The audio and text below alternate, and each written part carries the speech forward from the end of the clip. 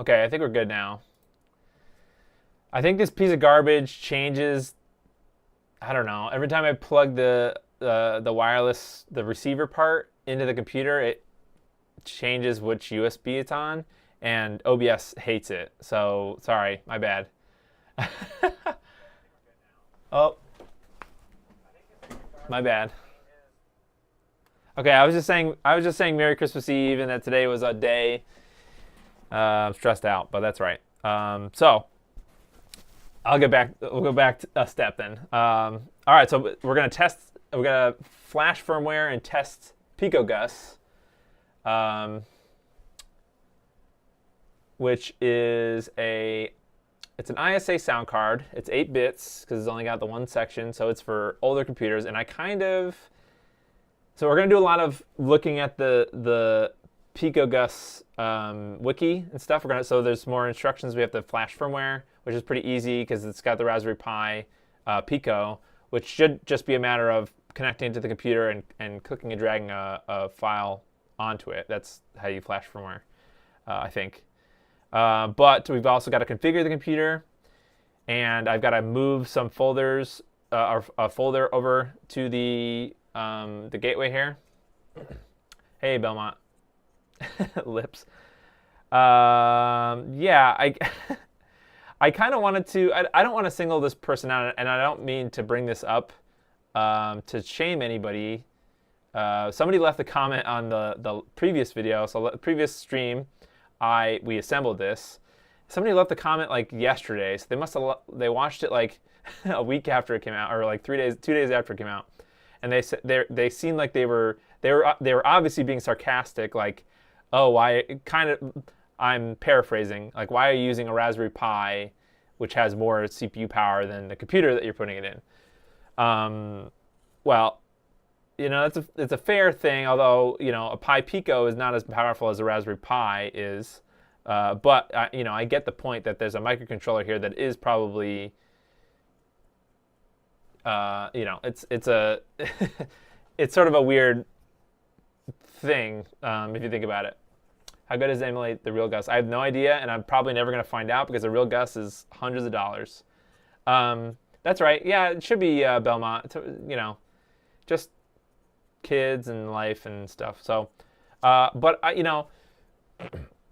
what's interesting, after having been in retro video game console modding for so long, and following mods for consoles for so long, you really are spoiled in the retro console scene. I don't know if it's because like maybe it's easier to get interested in making a project for a retro console because more people are probably going to be interested in it in the long run. So the more people probably benefit from your, I don't know, PS2 HDMI mod or something like that, or an ODE or something, just saying random things, versus an 8-bit ISA sound card replica is kind of obscure, and it gets worse because compatibility is worse. It's not like you can say, oh, drop this into a PlayStation and it gives it better mojo or something. It's not the same. It's like, oh,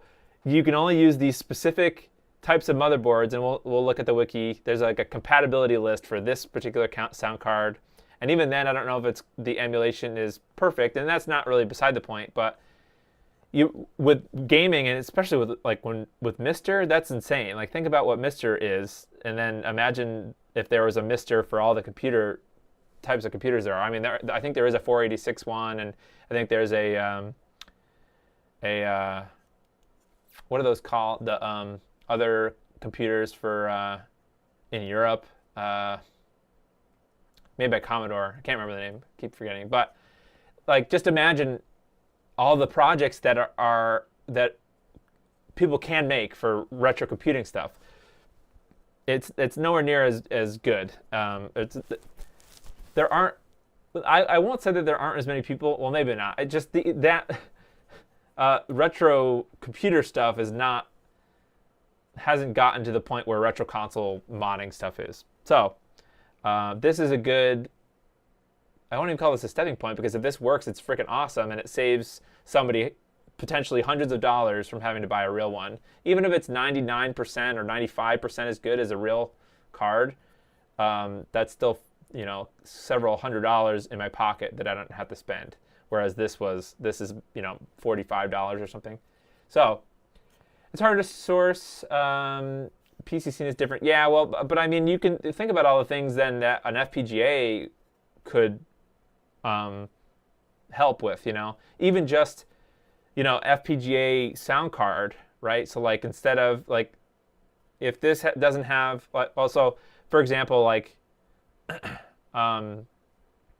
well, I won't bore you guys. There's a whole bunch of other like video cards and all these other things that are potentially replicatable with FPGAs. Like I think some people may eventually get there, decapping the chips and stuff, and FPGA re-implementations, which that is just very interesting. So all this stuff that didn't span the test of time, right? It's not very common anymore. People threw them out, or they just get damaged. Like there's just slews of computer hardware that just gets junked because it's just was poorly engineered, and now later people can't get to experience it and enjoy it because it's just gone. So that's why I think why I'm buying all these retro computers now is like I want to hold on to that stuff in the future. So that's all. So I'm hopeful for the future, and I think if anything, what I'm trying to say to the person who mentioned, why are you putting a Raspberry Pi in your computer, or that seems overkill or whatever, it's fine. It is sure, but Raspberry Pi Pico is an easy platform to get into, or it's an open platform to get into. And all it takes is time to learn how to use it and learn how to implement it for your use case. So that's why particularly the Pico was used over a different solution, and it's cheap. It's inexpensive. I would gladly save the couple $100s to buy instead of buying a used one. I understand the appeal, I suppose, of having the original hardware, having somebody who has, I have an original IBM. Like those are terribly hard to get. Amiga is what I was trying to think of before. Try buying an Amiga 1200 on eBay. An Amiga 1200 on eBay starts at $1,000 and goes up from there, and you don't even know if it's complete. So, yeah, if I could get an Amiga clone now, or FPGA replacement board, but still put it in an original enclosure and have an original Amiga that's still a clone, I mean, that's some enjoyment that I'm getting for less money than real hardware. Okay, all right, I'll shut up. All right, let's dive into the wiki. So what do we have to do tonight? Let's figure out how to flash the firmware. So, I guess we'll talk about the jumpers. I don't know that much about this. I didn't know much about this when I was a kid, so I can't really apply any knowledge from then to now. But there's two kind of jumper settings, and I don't have my camera set up at the bench, so I can't really do a show up or a close up. But actually, the picture here does a good job. So there's a bunch of headers here, IRQ on the left and DMA on the right. And so IRQ, these are just kind of settings that you have to set on the physical card. So what's interesting is there was this concept of plug and play with later sound cards. Plug and play is where the sound card and like Windows software takes care of configuring these numbers for you automatically. But older, you'd have to obviously have to hard code the settings. So I'm going to stick with the settings here just for continuity. If somebody is trying to follow this stream, good, like why, first of all, but if you are, it's fine. I'm just going to follow the directions, I suppose. I'm not going to go. I guess the sound card that I have in the gateway is this Ensoniq Soundscape Opus.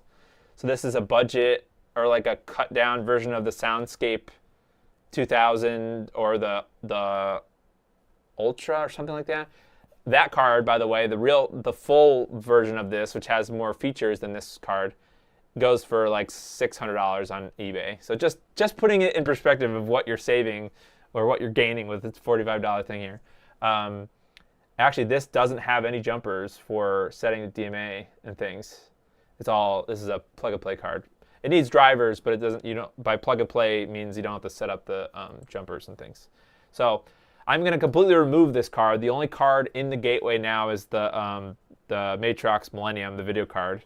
So I will be adding just this sound card and configuring it by itself. I wanted to try to have them working together. Not together, but separate IRQ and DMA channels for one or the other to see if I could, do a quick comparison. But we'll have to do a comparison another day. But this is just, I wanted to see if it works in general before I got fancy with that. All right, so we set the jumpers already, 5 and 1.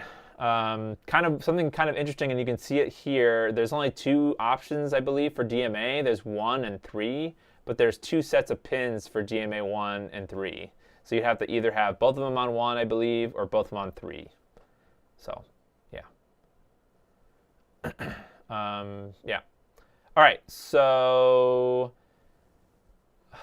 now it's telling us to install the software. I guess we can do that. So the interesting thing about instead of using a hard drive on these retro builds, if you use the compact flash, this is kind of a nice. I like this form factor. I didn't think I was going to like it.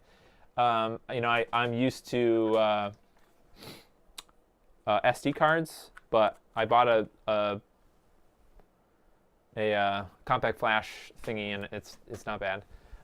Yeah, I mean, I guess I think SD, there's more involved.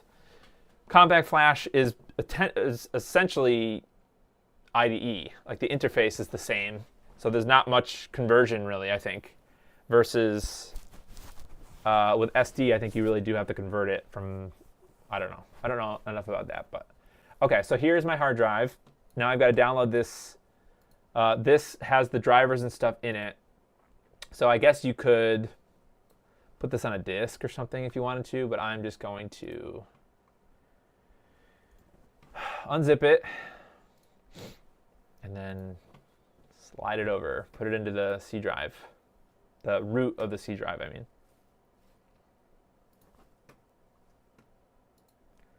Someone's pinging me? Oh, okay. All right, so we take this and we copy it to somewhere. I was watching One Piece. If anybody watches One Piece, Wano is real good. Only 800 episodes in. I'm on episode 1025 or 26 or something now. Crazy. Okay, so that's the drivers. We'll get back to that later. Actually, before I forget, I'm going to just take it out and plop it back in here. Okay, so now we've actually got to get the firmware onto... I don't think we have to do anything with this. Oh, I don't think I did the... whoops, I think I skipped a step. I think the flashing the firmware is part of building PicoGUS, so I kind of skipped that already. Okay, so I've got the bracket. I had it last week. So I think you can program this while it's connected into the computer. Obviously, well, I don't know if the computer needs mount. Well, we're going to wing it. I don't know. There is something that says here that we have to put a little jumper. So I just have a little wire. I don't know. One of these DuPont wires, as they call them, whatever. I just put that in these first 2 holes that are circled here on the, it's like a breakout of the ISA bus. So that should be bridging those pins. All right, that's the reset line, I think. You can either program the Pico before mounting it or after by temporarily connecting the reset line on the PicoGUS to ground. Oh. Okay, yeah. So you can either, I see, you can either program the Raspberry Pi Pico before you solder it into the board, or you can do it after by putting a jumper in there. Hey, Ian. Yeah, it's going right. I kind of did I skipped ahead, but that's all right. I'm going back to flashing this. Okay, so now conveniently reset and ground. Okay. Blah, blah, blah.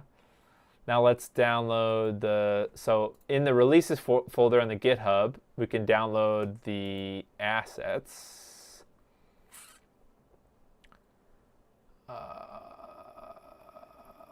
Is it inside?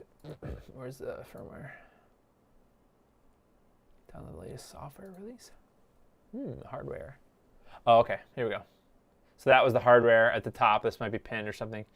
No worries. That's right. I think I got it, Ian. Hopefully, I'm gonna do it. My goal, while you're here, Ian, for a second, my goal was to try to get both my Ensoniq soundscape and this kind of working so that I can switch back and forth. But I'm just gonna try to get this working by itself first. Okay, so let's download the zip. Okay, and then let's unzip it.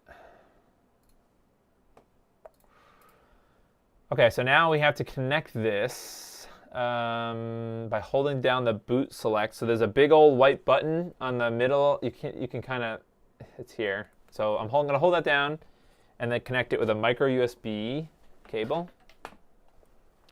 Glad I found this because I just bought one PicoW and don't know what the heck to do with it. Hey, you can make a sound card for your old retro computer. Or there's, I think you can make an N64 flash cart with it. Okay, so this is a good sign that it's booting up into this folder, I believe. Copy the PicoGUS, follow the drive. Okay, so then as soon as I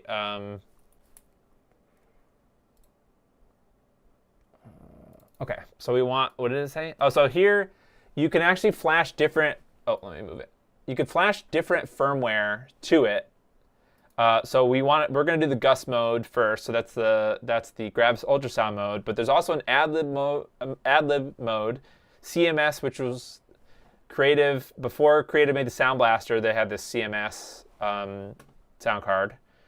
There's a Tandy 3-voice. So there's some of these other things I don't really know that much. Tandy, I think this is the Tandy 1000. So like Tandy 1000 had some chips actually built in it, some like sound chips built into the motherboard, and a lot of games were written with those sound chips, but it's kind of hard to replicate because it was very much kind of like married to the games. Like they had to be hard-coded, I guess, for that thing. So someday I'll test that out. But I also do want to test out AdLib support in the IBM. I have a second. I should hook up a second one of these, or populate a second one of these PicoGUSs and put it in the IBM if it works. Okay, so we got the firmware on one side, and then I got my, did it go away? Oh, I got the Raspberry Pi on the other side, or the Pico in this boot mode. And now all I'm going to do is, did I get out of the folder? Oh, I didn't. Now all I'm going to do is going to click and drag the GUS over to here. If it's working correctly, it'll shut off, and then that means it'll reboot, and now it's being a GUS over there. And that's it. Oh, MPU 401. So this is that. This is a MIDI thing for connecting like the Roland MP 42. I can't never remember what that thing is. Okay, I think that's it. If a game does not support the GUS, should you set it up as general MIDI?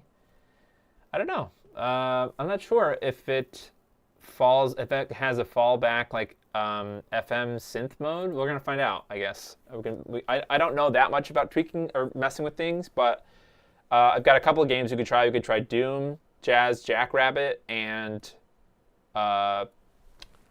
Duke Nukem 3D. So those are the 3 games that I've got that we can mess around with. Okay, so I think that's it now. I think that means that this is finished flashing. So it's really that as easy as copying, clicking and dragging a file when you're in this boot mode. So that's pretty much all we do. And I'm not going to, like I said, I was going to put the camera there so you could see what I was doing, but it's fine. I'm just putting a sound card in a, well, it is important to know that this is for ISA slots. So you can't use this with PCI. Well, yeah, you know what I mean. Some like this motherboard has both ISA and PCI, but come on, little bugger.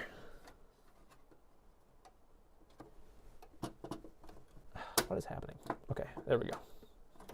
Crunchy.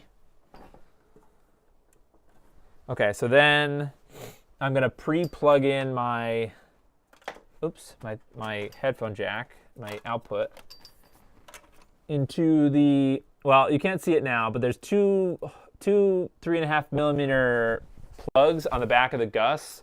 One of them is the MIDI output. Is it MIDI output? Yeah, I think it's the MIDI output. But the other one, the one that's closest to the middle is the audio output. Okay, so I think that's fine. Just for ha-has, I'm also going to screw it in. I don't know. I don't think it's going to explode or anything.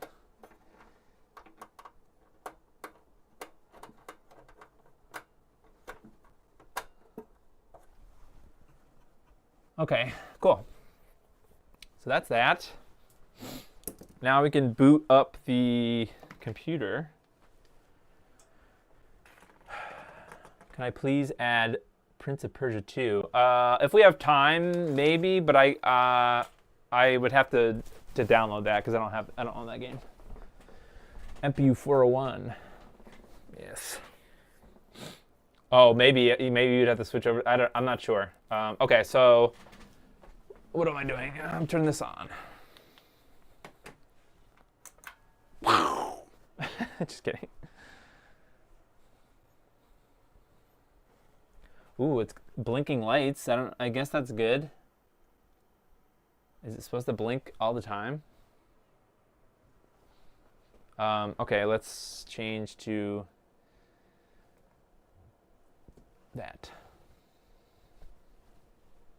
Oh, hiccup. Excuse me.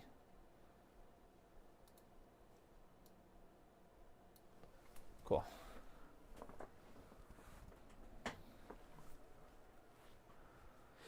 So I still have the drivers for my Ensoniq card, so I hope it doesn't explode. Okay, so I don't have the little sound thing in the corner, which is, I think that's good. Normally that pops up down here. There's a little, like, I don't know, speaker thing. I'm just gonna change the settings to something a little bit bigger.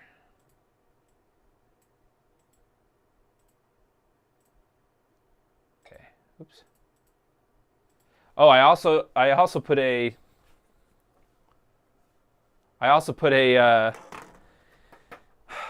Noctua fan in here, probably too slow. I put the ultra low noise one in here, and I cannot hear it whatsoever. So I don't know if it's enough airflow is going through there.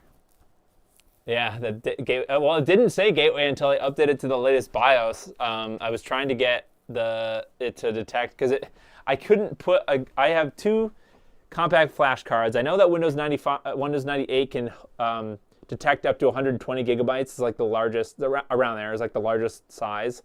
So I had a 32 gigabyte compact flash card, and this BIOS didn't like it. This computer it hated it. So I have a 2 gigabyte flash drive, a compact flash thing. Okay, so now we've got to look some more at the instructions here. Okay, so I'm going to go to. Okay, so this is using it. So download the GUS. So I'm going to try it in Windows first. I'm just going to try. So inside that folder that we copied earlier in the Windows drive, Windows C drive, is this. No, not Gravis. Is it ultrasound? What do we call it? What is it called? Oh, I guess it's ultrasound. Okay. So here's the, then there's a Windows folder. So I think this config, this is either going to explode or it's going to work. Oh, didn't do anything.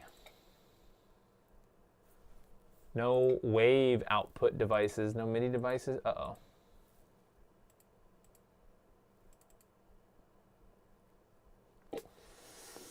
We're getting a hand.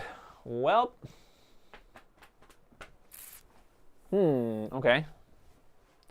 I don't know if this is a, maybe it's not a good thing that it's blinking then?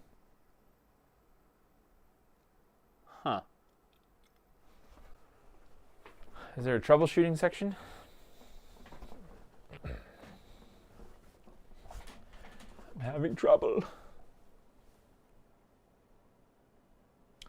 I also, so before we move on, there is a list. So there's this compatibility list that has both compatible games and compatible motherboards. So there's a note that the ISA bus has to be 8.3 megahertz or lower. And I'm pretty sure that mine is 8.3 at least. So this note here, this one that says socket 7, this is not a socket 7 gateway, this is a socket 5, but it uses the same chipset. So this is an Intel Zappa E, it's called. Well, it's not exactly a Zappa E motherboard, but it uses the same 3 chips. And it says that that was the primary dev platform for the GUS. So it uses this 430FX. Blinking is not good. Okay, so is that a flashing issue? Or is that a hardware yikes issue? All right, I'm going to turn it off and then...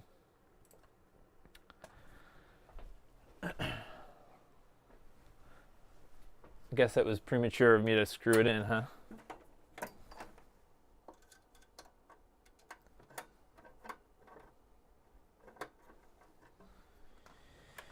Okay.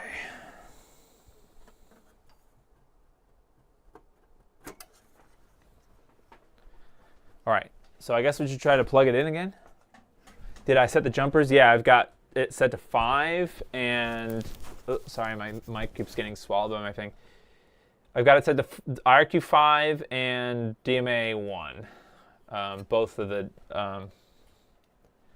DMA. Sorry, this is a terrible way to. Both of the things are set to DMA1 over here, which is the defaults according to the this little guy. That little guy is not bridged at all. It's just hanging out. I'll remove it just for posterity. Yeah. Let's try the flashing again one more time, I guess. So let's put our little jumper.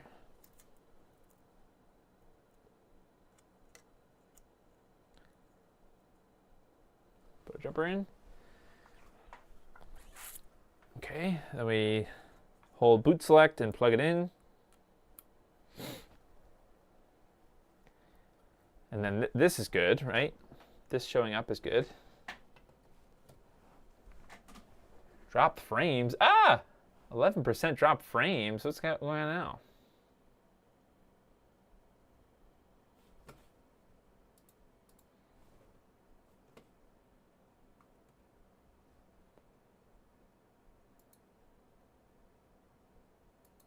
Okay, well, YouTube is yelling at me. I don't know. Okay. Having some problems with my network. You guys notice any weird network issues? What is happening? Hello? You guys hear me still? OBS just blew up. It said reconnecting. Maybe OBS didn't like me flashing that. Well, it's still blinking.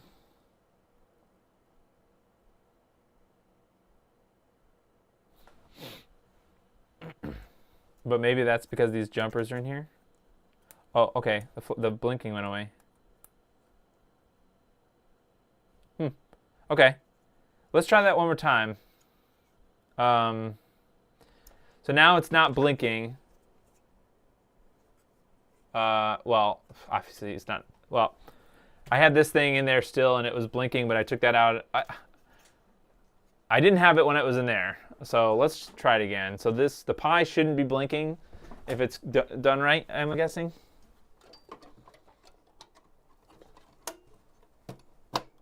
Okay. Main screen turn on. Okay, it's blinking again. Maybe is it a BIOS issue?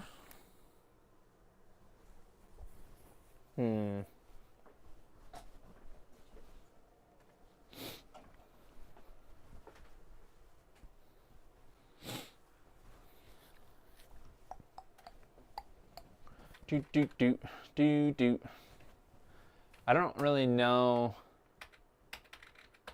There's nothing in here that really, well, I could see my serial and parallel IRQ stuff is not conflicting. I had that other card in there and it was the same DMA channels, IRQ and DMA channels as the other sound card. Available. Constant blinking means the PS RAM didn't init correctly. So does that mean there's a soldering issue potentially? I did have to look at the soldering before, so maybe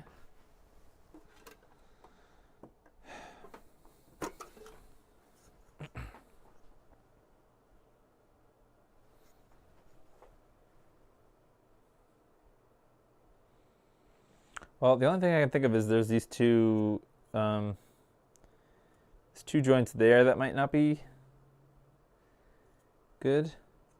And there's some pins on the Pico, actually. All right, so, well, this is going to be kind of difficult because I have to be over here but to solder this, but I don't have the whole shebang set up today.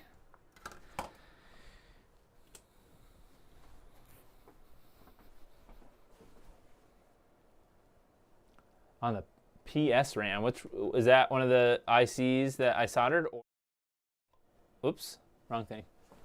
Is that?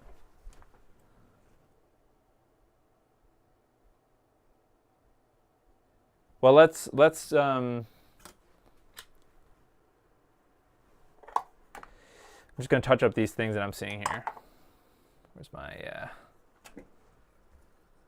okay.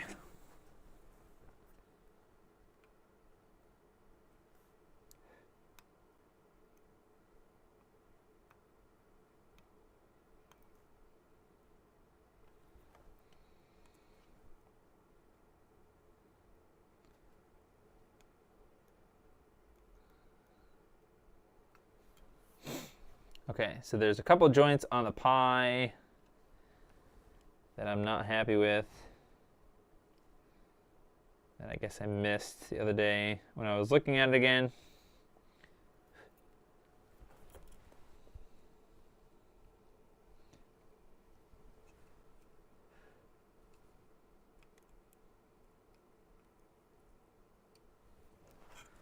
Okay.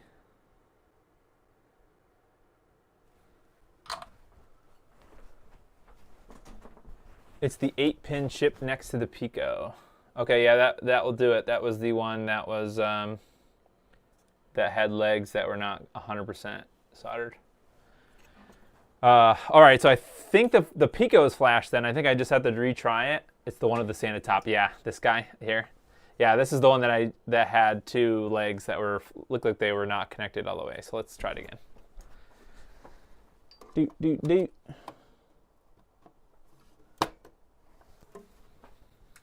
All right. Hey, nailed it. Good job. No more blinkies. Cool. All right. Cool. Yeah, check your soldering, I guess, if you have a blinky Pico when it's installed, check your soldering.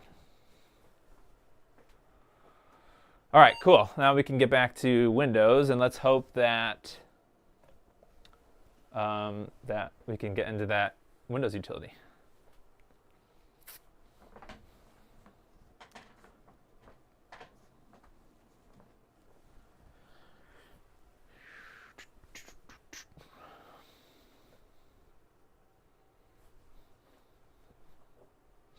All right.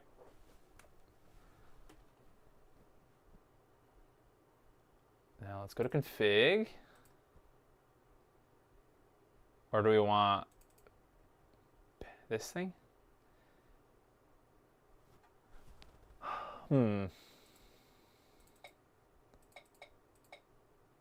Okay. All right, so now I don't know if that means is there a driver that, or is there a program that I can get this running in? Well, wait, let's check the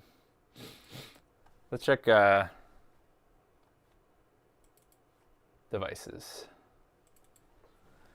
You might have to get Windows 9X drivers separately. Those in the ultrasound directory might be for 9.1. Okay, so wait, so it's just straight up compatible with GUS drivers? That's sick.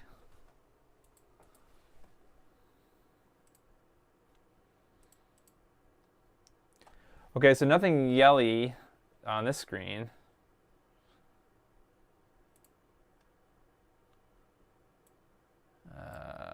Let's see.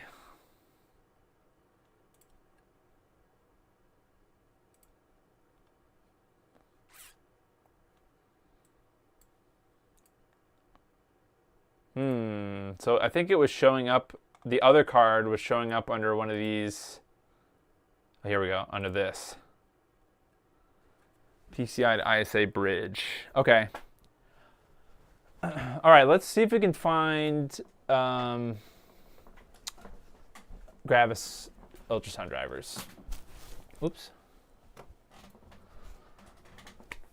I think that should be right? We just find the Windows.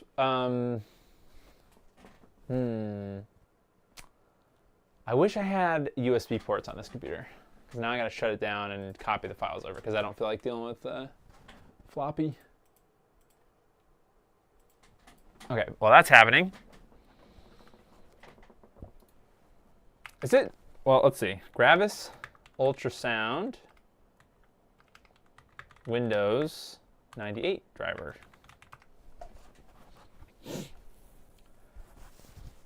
GravisUltrasound.com, really? Doubt. I love it. I love that that's still somehow Google has archived that. That's great. I bet you if we put that URL into the Wayback Machine, we'd probably be able to find them, though. All right, I have not had luck with the Vogons or Vogons driver thing before, but I struck out with my the Ensoniq Soundscape driver from here. All right, let's see. Ultrasound plug and play driver, CD. Ultrasound Extreme. Is this a plug and play or a classic? Ultrasound. Oh, ultrasound.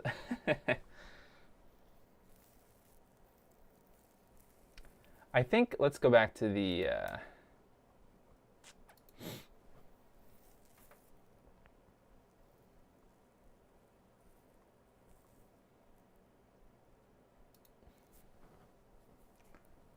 I'm going to guess it's a classic. Okay, got it. Okay. So, ultrasound, classic driver, tools, collection 1. Okay, ready for use, ultrasound folder, including ultra init, blah, blah, blah. Also includes Windows 95 drivers, Windows 3.1 drivers. Okay, so it's got at least Windows 95 drivers. This is 98, second edition. So we can give that a whirl. Let's download that. Yes, it's not scary. DOS is going to be the easiest to get it working. Yeah, probably, and I should have just done that in the first place, but well, we're gonna check it out. I grew up with some people.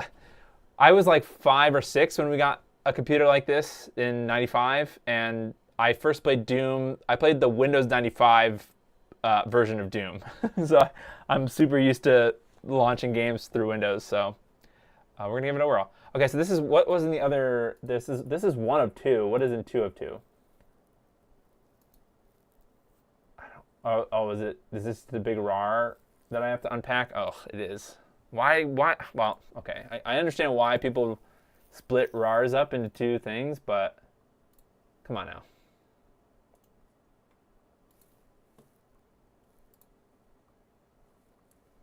Oh, this is something that I've been working on. This is a. I was not happy with the flash floppy Gotek cases. Oops. Why? I don't know. It's been a while. Oh, there we go. I was not happy with the flash floppy Gotek cases that are available, so I've been using Fusion to make my own shell. So it's been fun. It's painful because it's like a lot of little steps, but yeah. Okay. Really? Okay. An unexpected error? See, this is what I'm talking about. That Vogon's driver thing, they don't maintain it. I don't know. Like, how do you upload? How do you have something on your site that just is not good? Doesn't work. Okay, back here. I have a feeling that, well, if this is plug and play, this is probably not going to work. Ultrasound installer CD version 1.2. I really don't want to burn a disk.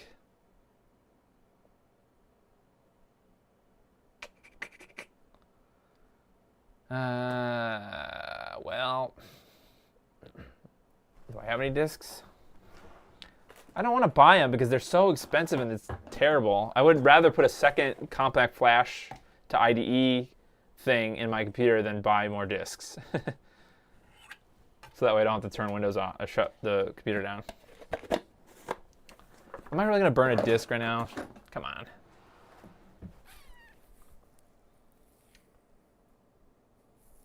I'm just gonna let's see if we can find another site that might have. You know what? I don't know if this is giving it away, but not giving it away. But this is what I do a lot. I just go to archive.org and put what? Gravis Ultrasound drivers. Sure.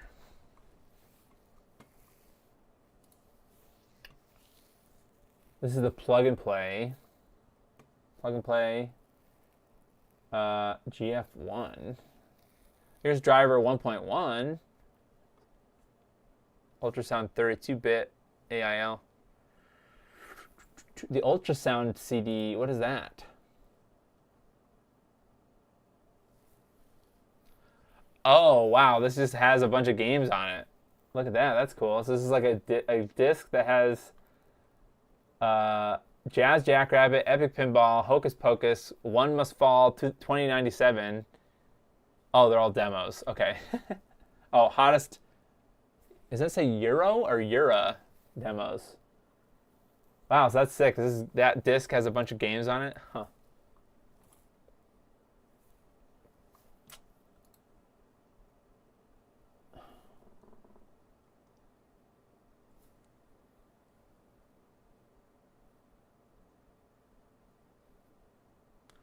I forget that Grand Theft Auto came out in 1997. That's crazy.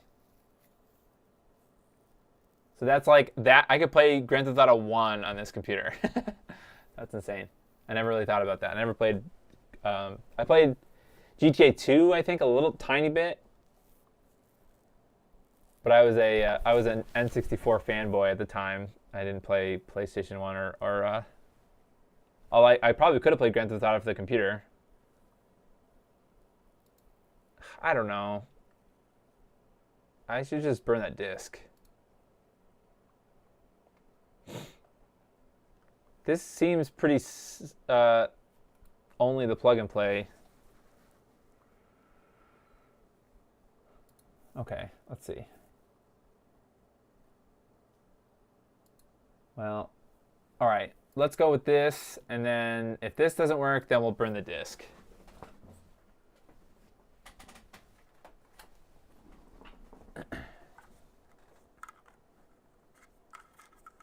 Did not think this far ahead.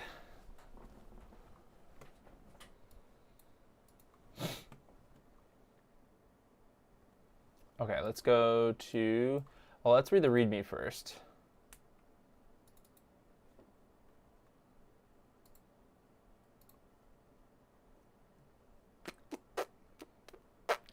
These files set up the Windows 95 drivers for the Gravis Ultrasound family of sound cards based on the GF1 chip, Ultrasound Classic, Ultrasound Max, and Ultrasound Ace. The new Ultrasound products based on the AMD Interwave chip is the Ultrasound Plug and Play and Plug and Play Pro.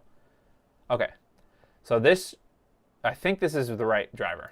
It might be old, but highlight both RAR folders on, usually if you just try to unpack the first RAR, if it's a multi-two thing, you know what I'm saying? That's two, like if it's split apart, I think if you just use the first one, it should take all the parts, but we can try that. We can try highlighting it. Okay, so I'm going to go... I have this install folder that I've just been throwing stuff into. Ultrasound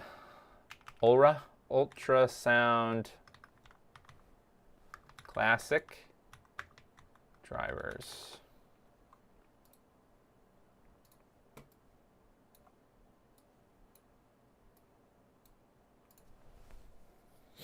Oh, the vote. All right, let's try it. While we're here, might as well try to unpack that again.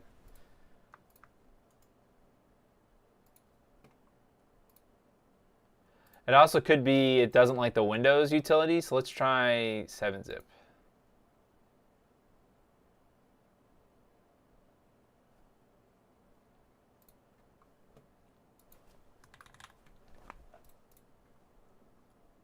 Oh, now it works. Okay, so it didn't like the Windows unzip thing.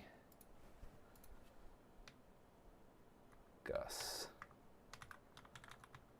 I don't know. Sure. And now let's put it into the install folder. Okay. All right, so we got these two things, and if these two things don't work, then we can always burn that disk. Yeah, I think it was just the whatever the Windows built-in thing, it choked on it. So.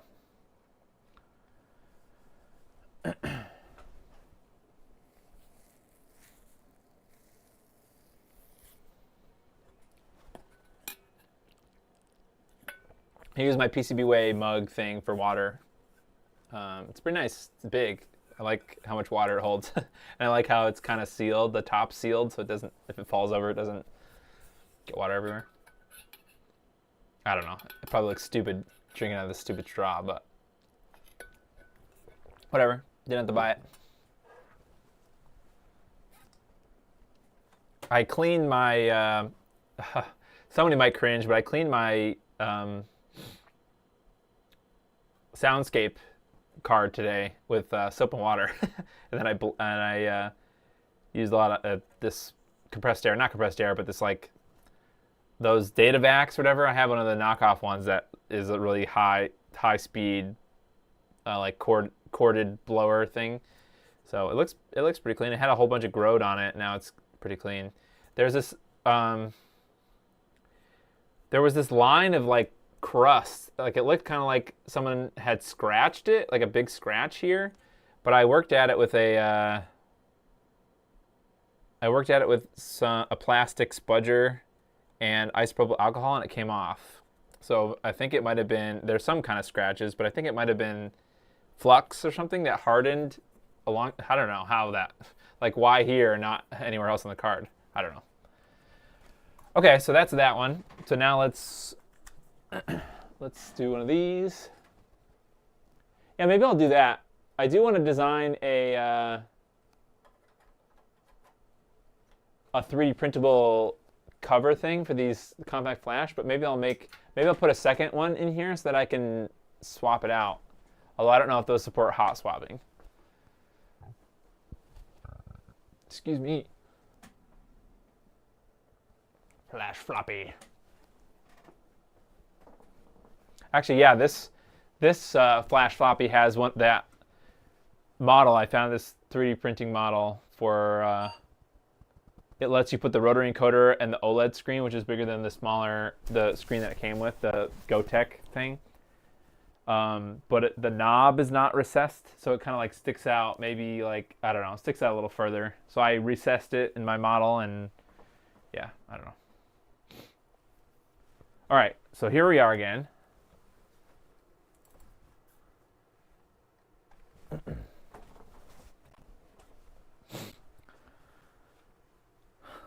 Let's go to up. So now we go to install. Which one should we find or try first? So maybe these ones we found on archive.org. Readme.exe. Why is there a readme.exe? Steps to be followed to set up your GF1 driver. Update the Gravis Ultrasound program folder by clicking this button. This seems super sketch, but okay.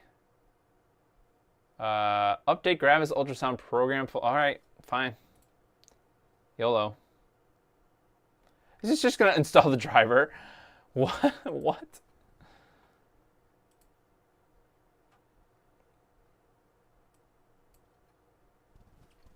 That's funny.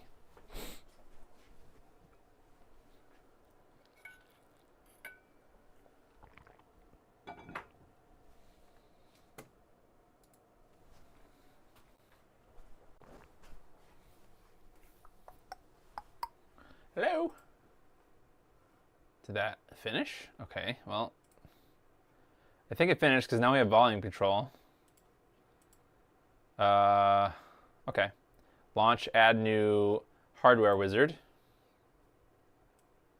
Click next. Now search for any plug and play. Next.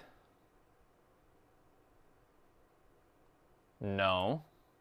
Next. Okay. Then what? Sound, video, and game controllers. And then have disk. And enter the directory. I think it was what? Sound or C. It's definitely not drivers, no. Gravis. I don't even see where that was installing to. Ugh.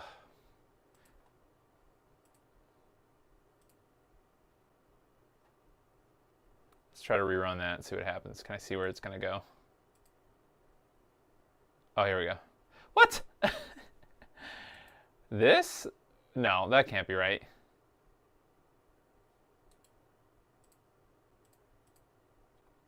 Where you have unzipped the... Oh, never mind. It's the folder that I'm in here. What the heck? Wait, where did that... Oh, God, did I close it? Okay, here we go.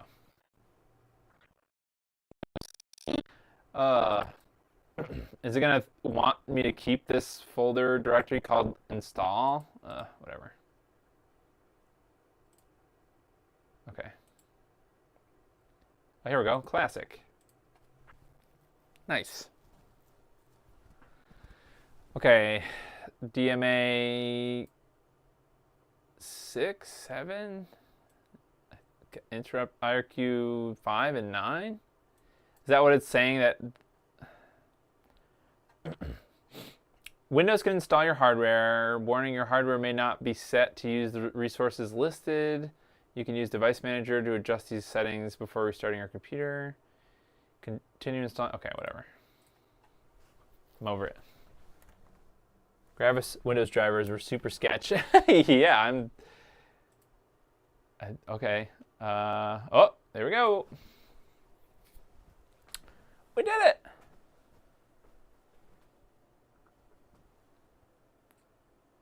Oh, this is restarting my computer, really?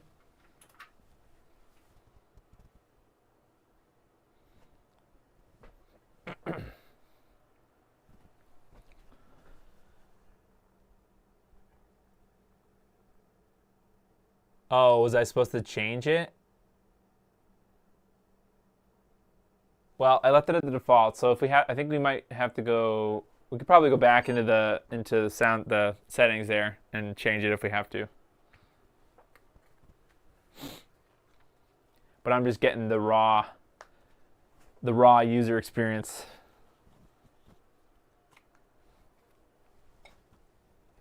Ultrasound driver cannot be initialized because of a DRAM failure or an I/O address conflict. Okay.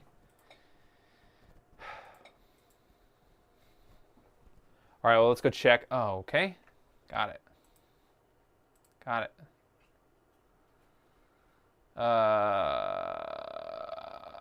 Let's go to... Okay, I get it. You can't find all this crap. Yep. What is happening? Oh, did it add a bunch of crap to this? That's not good. I can't escape. Never mind. Guess it was gone. Okay, so let's go to what, control panel and see if it shows up in the driver list.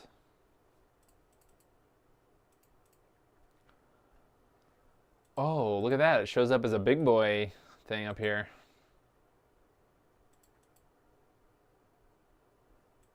Okay, so my guess is what, this is wrong down here. I've got to change the IRQ settings. What did I have it set to? So I should change IRQ to 5 and DMA to 1 in here, or on the actual card. So it's saying it's looking for that, but I don't have a DMA 3 or 5 or 6.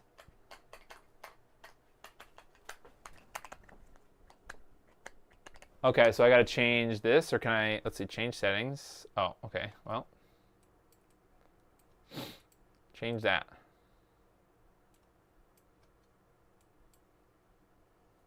Okay. What is it? IRQ of 5. Okay. So let's get rid of, can I get rid of this? Oh, is it saying I can choose one or the other? Okay, so this was already 5, so let's put this at, whatever, 9, sure. Now I need to change one of these to 1. Or I guess I'll do the first one. I'll put this one to 6.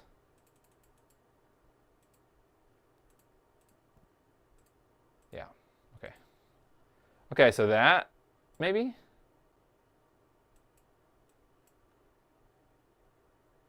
Oh, you can't make this bigger? Okay, well. All right, that is fine, right? Let's try that.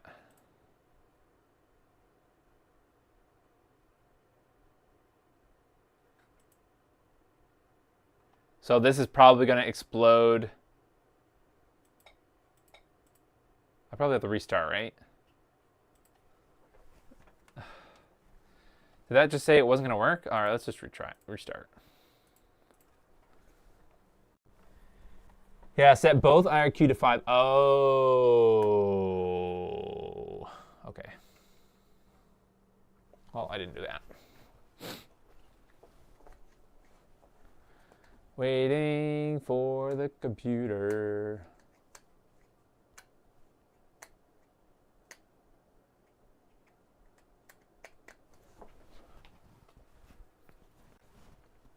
Oh, I don't, my flash, oh, never mind, it worked.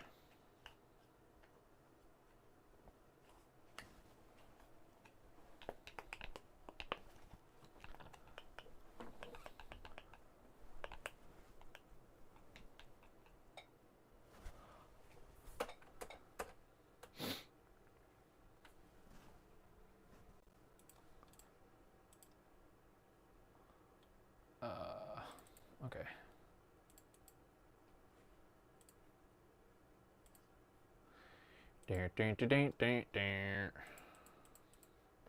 It's, oh, yeah, okay. Change this to what, 5? 5? Wait. Yeah, 5. And then this 6 to 1. There we go. Boom. Yes. Okay, well.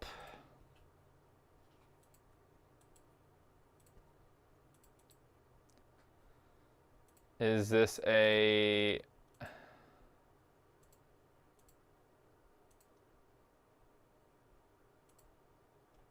There's so many base configurations here. I don't know if I should try another driver.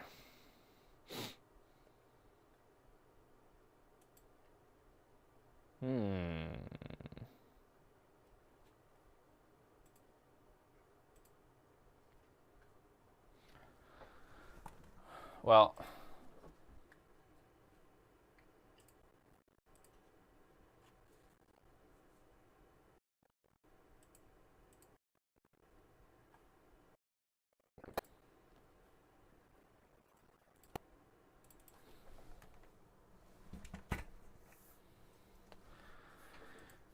can't necessarily uninstall that crap it added to it.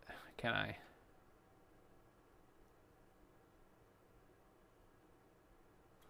All right, let's see. Is there something in the start menu now? This was here before. Gravis experience.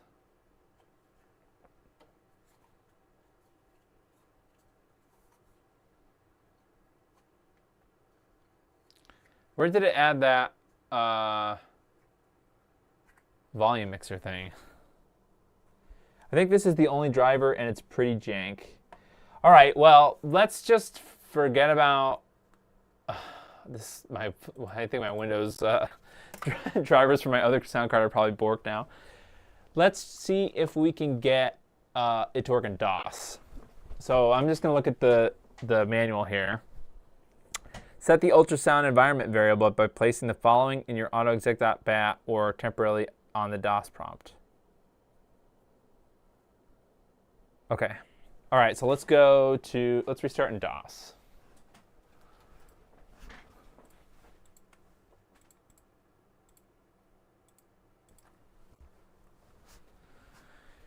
Oh, brother. Who would pay? If you bought a real Gravis Ultrasound Classic, I'm curious to know how much those are. Oh. Oh, it hated, the Soundscape driver hated the not knowing is there. Okay, should be fine. Oh, Lord. No, just exit, please. Exit.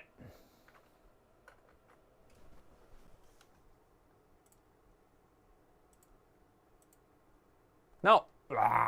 Just exit. Okay. My gosh. All right. Let's just do it temporarily. I have to go into autoexec.bat, but I don't know how you, oh wait, can I just do edit? I don't know anything about command line text editing in DOS. Is there an easy thing? So let's try the settings here. So we need to do set ultrasound equals the GUS port, which is listed in here somewhere, 240. So GUS set ultrasound equals 240 comma 1 comma 1 comma 5 comma 5. Okay. So let's do what? Set ultra S&D. Set ultra S&D equals, what was the number? 240? 240, which is the address. Then the DMA of 1. DMA 1, so 1 comma 1. And then 5 comma 5. And that's it. Yeah. Let it rip. We good? All right. Set the ultra-dir environment variable to the installation directory, which should be ultrasound. Okay, so set ultra-dir equals C:// ultra S&D. Why do they abbreviate sound S&D? Soundscape did the same thing, or yeah. All right, so now we need to navigate to that folder, I think. Oops. And then run PCBWay init.exe. Oh, wait.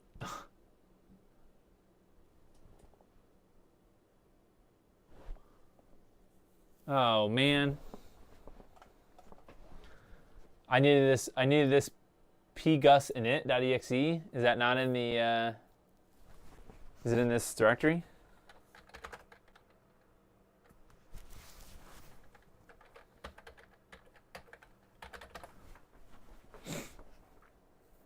What's it called? PCBWay init? Crap. Okay, so I need the PCBWay init or PCBWay executable from the software release. So I've got to turn this off, and I've got to get PicoGUS init. But I can also set the not DOS.com or DOS.init or something. The autoexec.bat that only runs in DOS. Actually, yeah. The reason I do that is because I'll figure out the Windows driver, and that way they don't conflict. They don't like double load. PicoGUS init is my util that comes in the firmware. Okay, I just want to run it to verify that it's working. Oh, I guess I could have let a game rip, is what you're saying? Shoot. Oh no, static device resource conflict. Huh. That's new. Just because of the firmware I just installed? Or the driver?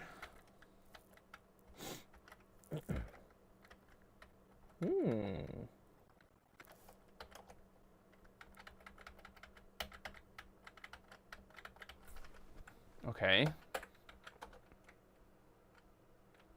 Nothing in here.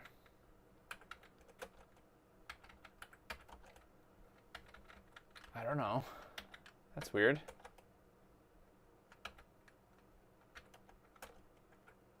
Okay, fine. I don't know.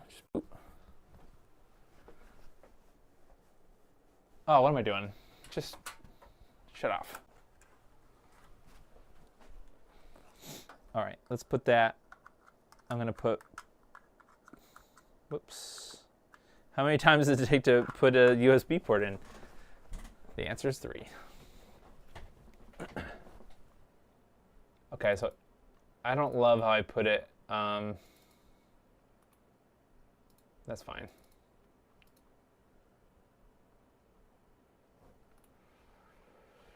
All right, so let's put that PicoGUS init in there. Oops, sorry. There we go.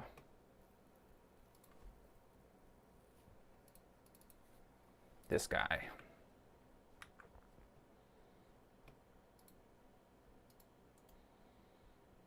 Okay. Actually, I should be able to look at the Windows files that I need. There's one that's called, is it command.com or config.sys? One of these is like better for putting drivers in, and the other one is like, so autoexec.bat is like a thing that some people tell you to edit for running drivers and stuff, but ooh. I don't think this is new, but it might be new. This might be blowing up my, no, it was win.bat, it was a different file. I think config.sys is the other one.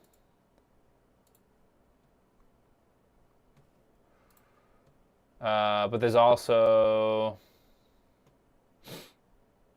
is it msdos.sys maybe?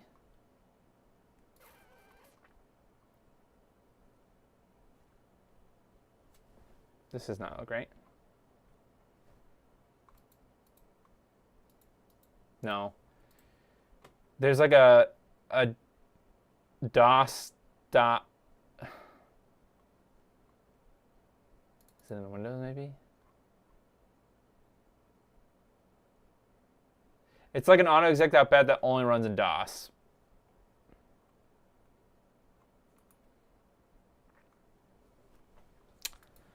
Let's Google it.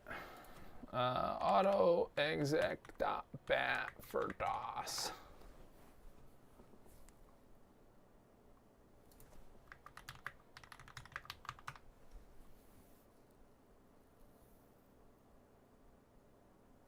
DOS start.bat. Where is that? It's located in the Windows directory.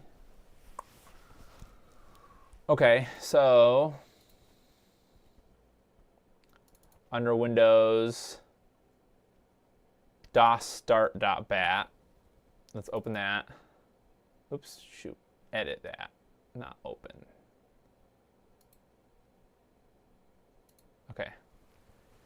I think we should be able to No, I don't want to update that. I think we should be able to add those lines. So this is where I'm starting Qt Mouse, the Qt Mouse drivers. So I only want the Qt Mouse driver in DOS. So that's where I put this. So I think I should be able to do the same thing. Maybe? God. It's not load. It's I have to do what? LH?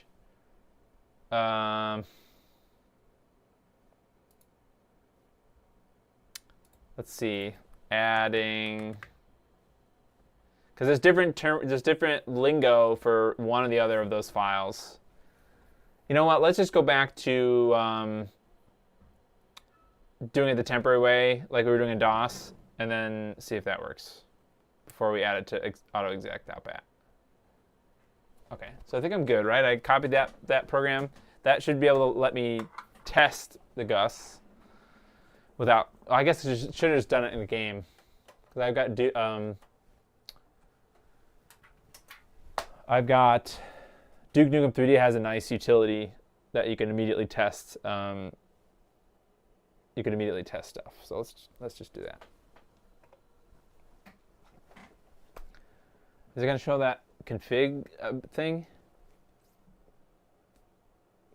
What I would like to see is a nice, simple project that lets you use. That's a static device resource conflict. Man, that stupid driver broke my boot here. I would like to see a project for connecting a wireless keyboard and mouse to something like this. Oh no, I don't care.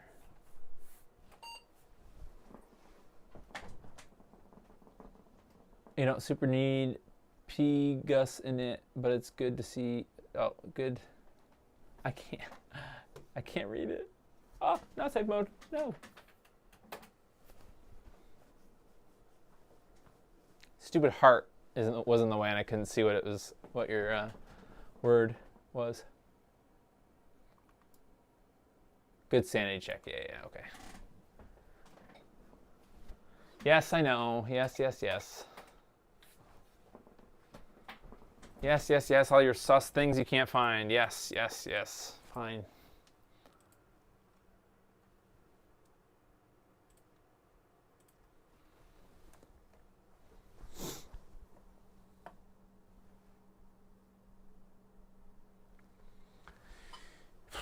Okay, so yeah, you're seeing here in the top, this set soundscape equals C. This is all stuff that's in that. Actually, this might be in config.sys. Maybe not, I don't know.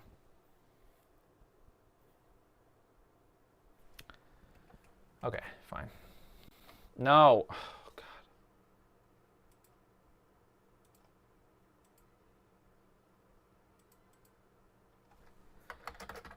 God. Okay, let's get into that.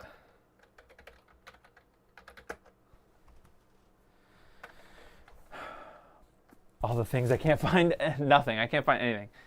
Okay. Yeah, Windows is broken right now. Okay, set ultrasound 2401155. Set ultra send equals 240 comma. What did I say? 1.1. DMA is what? 1? Yeah, 1155. Okay, now we do set ultradir equals ultrasound. C:/ultrasound. Set ultradir equals C:/ultrasound. Okay. Okay. Okay.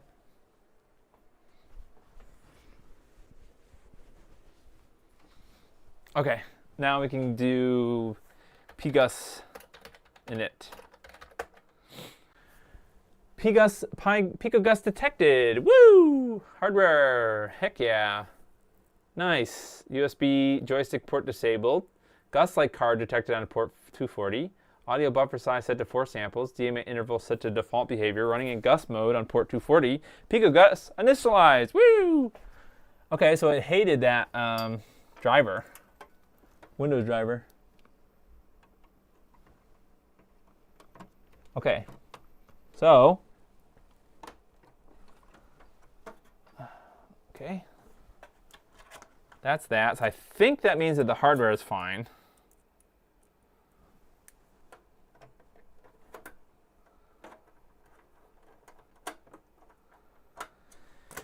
Okay, now, UltraDir, the successor to the mortal mere dir. Yeah, not just a. This is not just any dir. This is an UltraDir. Okay, all right, cool. Now we can go to some games. Let's go to. I wish there was an autocomplete thing. For sugar, I should have gone to setup. Oh, so it hates my soundscape. Okay. So this?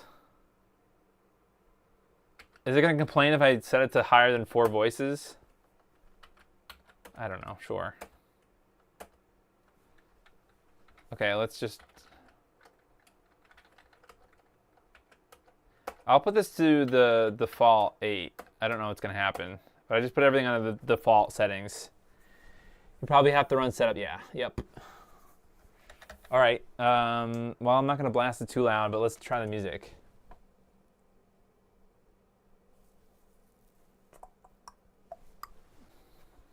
Hello? Hello? Oh. That took a long time, didn't it? Wow. It sounds really good. Compared to the Ensoniq soundstage. I mean, it's probably similar. Nice. All right, I'm gonna turn this off because I know you guys are probably getting blasted, ear blasted. I can't hear it until I turn it on. Heck yeah. Now I just have a rogue. Now I have a rogue Windows driver that hates me. That is funny. It takes a long time to load all the samples. Oh, it didn't earlier today. Into the card. Oh, interesting. Oh, now I can hear it. Nice. Main signal. All right, let's play the game. Wait, was both stereo and? I wasn't sure if the cord was plugged in all the way. The only problem with that separate DAC is the DAC output is like a little bit too far away from the. It sounds like it's coming from one channel more than the other. No, I guess it's fine. I'm just listening to it on my headphones. I had a Pro Audio Spectrum and of course SB16. Yeah, I'm pretty sure the computer I had, the gateway machine I had it probably had one of these cards, the same Soundscape Opus. Not a full Soundscape, but a Opus card. Because I remember the General MIDI sounds that this makes. It's like it took me back to 1995, like, because I remember that. Because at first when I was playing Doom, like the first game I played when I got back into retro computing and I bought this gateway, the first game I installed was Doom, and the FM synth on this card, it might as well not even have it because it sounds like trash, like dog water. Like, I don't understand why they had it on there. But then the MIDI music, I guess is wave, some kind of wave library or sound font or something. It's just, I don't know. It's just nostalgia for me because that's what I remember. All right, cool. Let's play. Nice.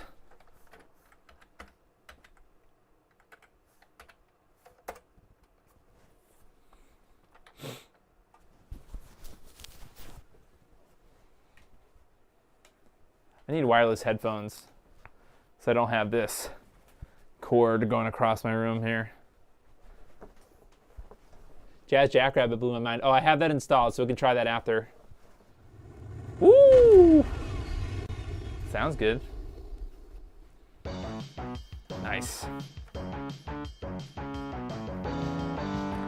I would have to say that I would be 100% happy with this if I got a retro computer and it didn't have a sound card and I made one of these GUSs and this is the first sound that I heard a retro computer make, then I would be super happy with this, just personally.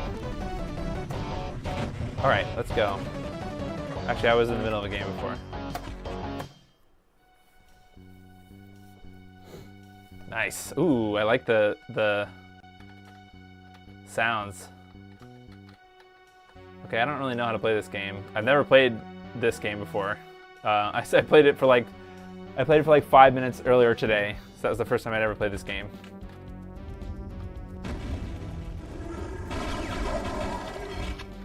Hopefully it's not too loud. You guys can let me know in the comments if it is.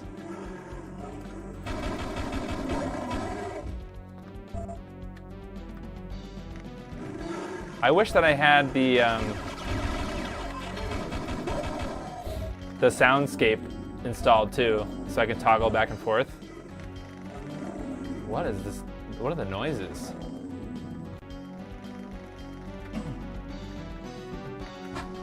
This?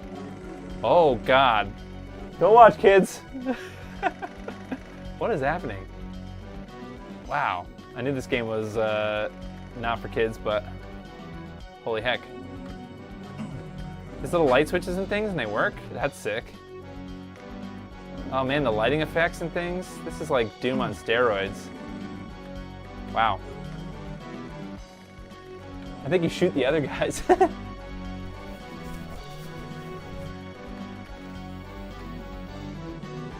Now I wish I had a GUS. Am I supposed to go back down here? A real one, so I can compare. What does that do? Okay, well, guess I'm gonna go back downstairs. I guess this little hidden Easter egg place.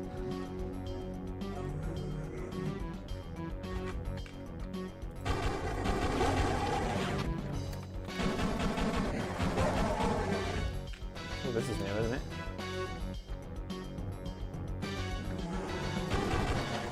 I probably should put it on a lower resolution, but I'm not gonna. Although, one thing that's annoying, this is the Matrox Millennium. This is it's like an OEM card for that Matrix sold, and it's supposed to be pretty good. But the one that I have, there's 3 different versions or 3 different amounts of RAM you can get, video RAM. So there's like 2 megabyte one, a 4 megabyte one, and an 8 megabyte one. And it has a little 2 little headers on the card, and it has this like daughter board that is like extra memory that you can add to the card to give it more memory. I tried looking for just the memory, right? So I found the part number and I Googled the part number for this memory, and somebody wants $150 for just the memory, right? But then I looked for Matrox Millennium 8 megabyte cards, and somebody's selling the whole card with the add-on board for $40 on eBay. Like, that's crazy. Just crazy. I don't know. Spacebar on urinal? Oh, okay.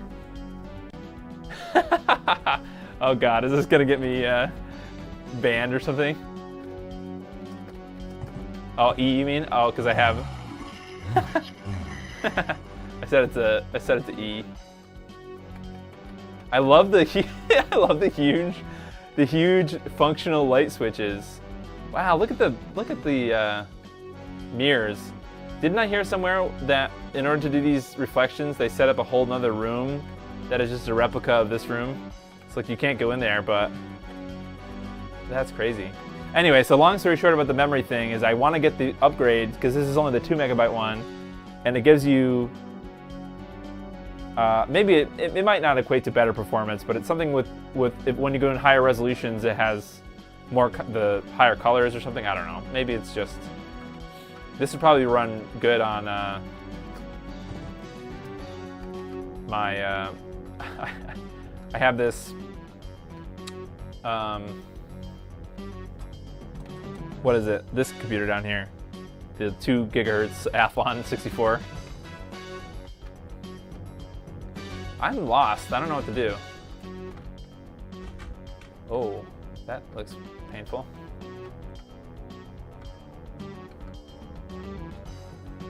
I think this is out, right?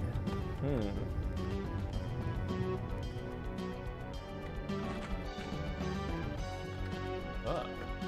Hello. I guess we could try Jazz Jackrabbit then instead of you guys watching me struggle. Is this a fire alarm? Kind of looks like a phallus.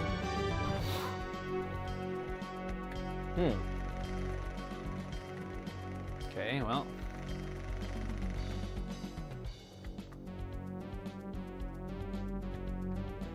All right, let's save that for another day. Let's get some Jazz Jackrabbit going. So I'm kind of disappointed in this, and our joysticks plug and play. This controller doesn't work well. This is that sealed Gravis Gamepad Pro I bought. I don't think it works. So, but can I plug it in? I should be able to plug it in now, right? Oh, I can't. I can't because the my game port was on my Ensoniq card. Whoops. Well, that's why I want to get the PicoGUS 2.0 because that has the USB port that lets you plug in X input. I remember playing this on an overclocked Cyrix CPU. Good times. Nice. X input joysticks are plug and play.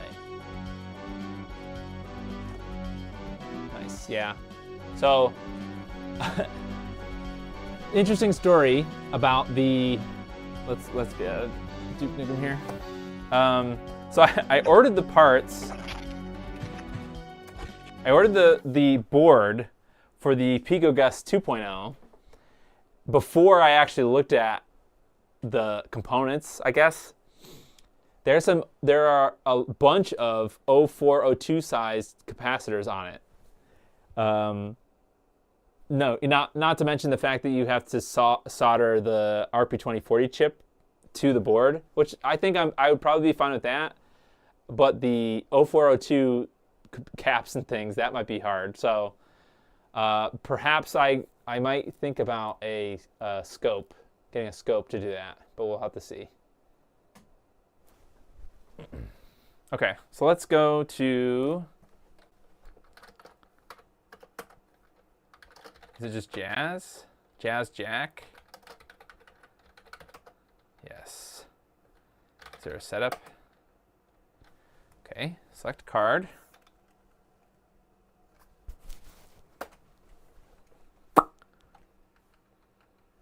Gravis Ultrasound. Okay. I guess that's it. Jazz Jack. Oops, really?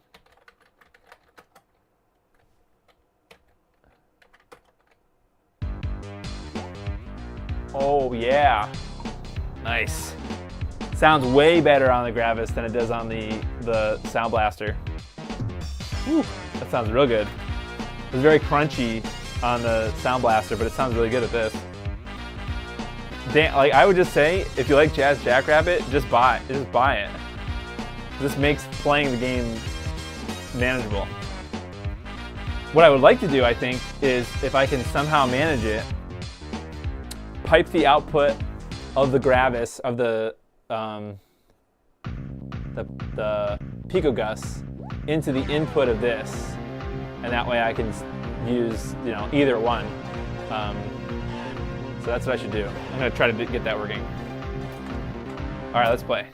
I don't know how much I'm gonna be able to do without the controller plugged in. Let's see, setup options.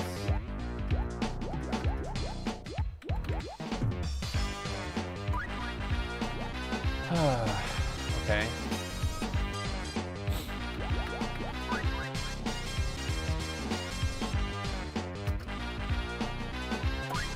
What is special?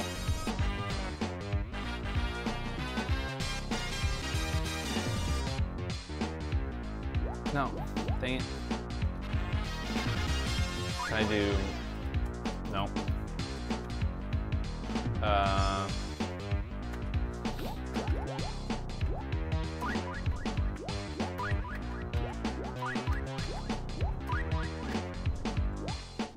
I don't know what to do for special. Enter? Sure. Okay, that way I can at least, wait, can I do right control? Oh, it doesn't matter. Okay. Yeah, this is the Registering 4K. Yep.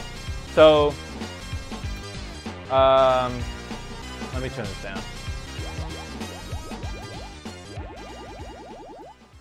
Yeah, so there's only a couple times, and actually,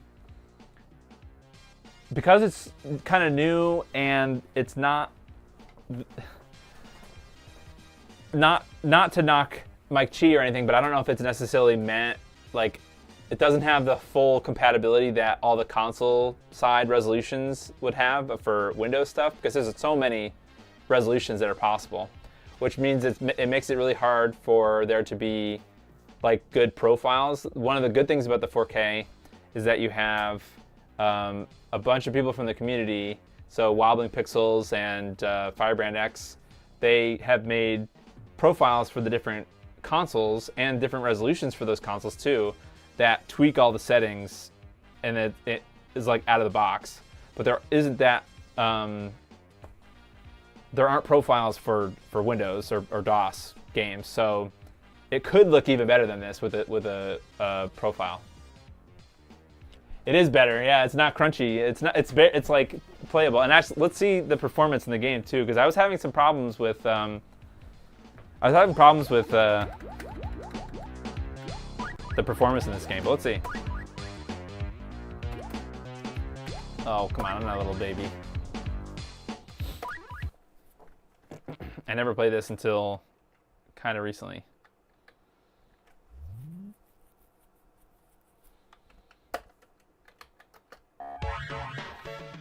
It runs 1,000% better.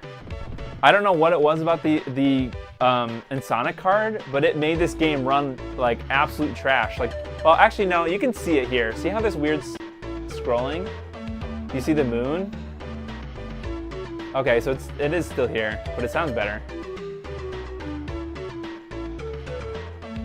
I don't know. That must be something with the Matrox card. But it's kind of like not unplayable, but it's just oh, turtle. I don't know, unless there's some kind of a setting. Maybe if I turn that. No, that didn't help it. It does not like the scrolling. That could just be a Matrox thing. Let's go back to high.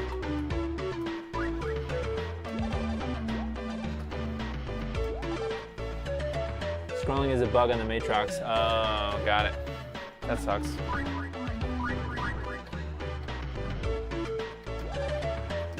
Is it even stereo sound effects? Like the sound effects are going from left to right? Or maybe I'm just, oh, the explosions are. Huh. They kind of are. I don't know. Oh, gosh. It's hard without a controller, huh?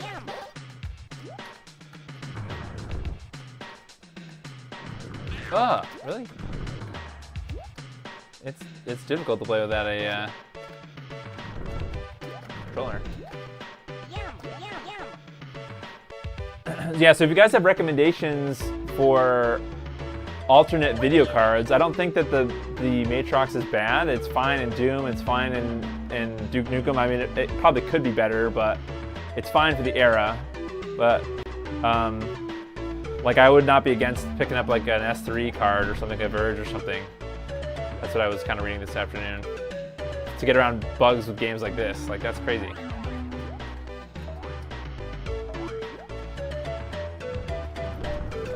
Shoot the bee! Oh, I have some kind of protection. Habits don't stink.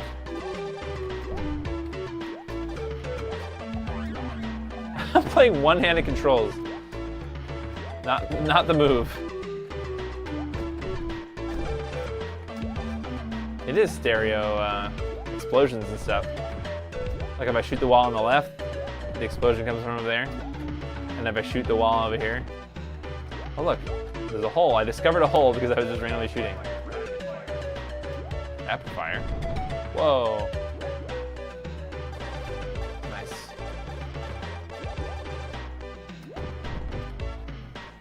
S3 Verge is great in DOS. Good choice, yeah.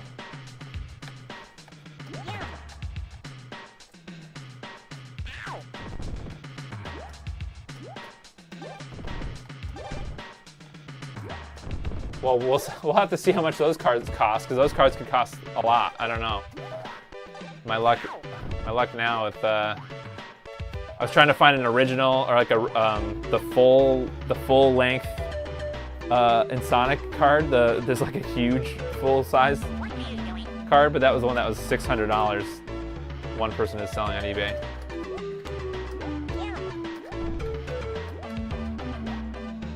I'll have to try the AdLib and the IBM then, the AdLib firmware.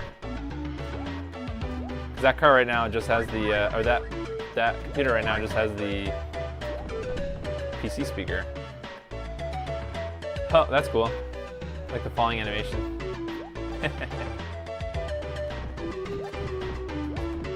Yeah, I can see how this would blow your mind in '95. This is like Nintendo quality. Oh, that was it.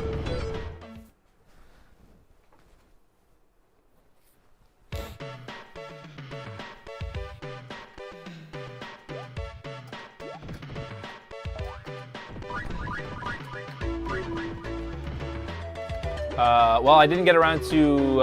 Oh, let's try Doom. I don't have that Prince of Persia game, unfortunately, as somebody asked me in the beginning.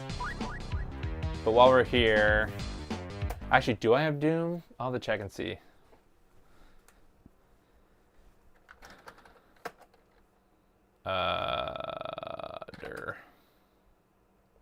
Ooh, I have Commander Keen. Or is that a PC speaker game? Might be. What? I wonder what old Full Throttle. Oh, if you're here still, Belmont. I tried this Blake Stone game. That game's insane. It's hard. It's like there's like, I don't know. It's an interesting game. Never played it before, and it's kind of fun. So maybe we'll have to play it on an episode. Okay, Doom. All right, Doom. Oops. Is there a setup utility? Yep. All right, choose the sound card. Gravis Ultrasound, look at that. I have no idea what it's gonna sound like.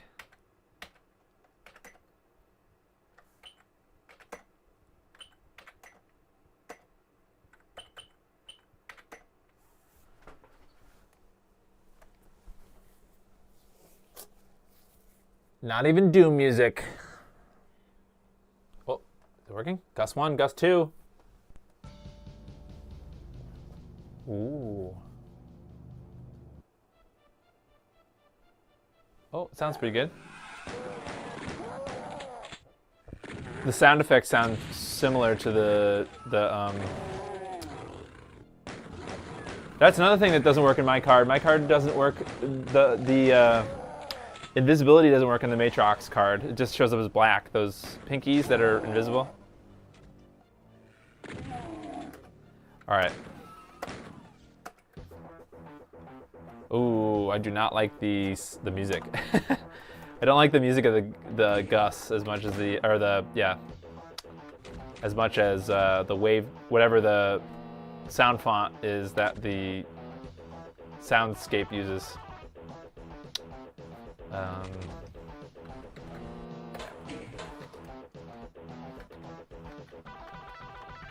Oh, I'm stuck in a wall. Doesn't sound bad per se, but it's definitely not what I grew up listening to.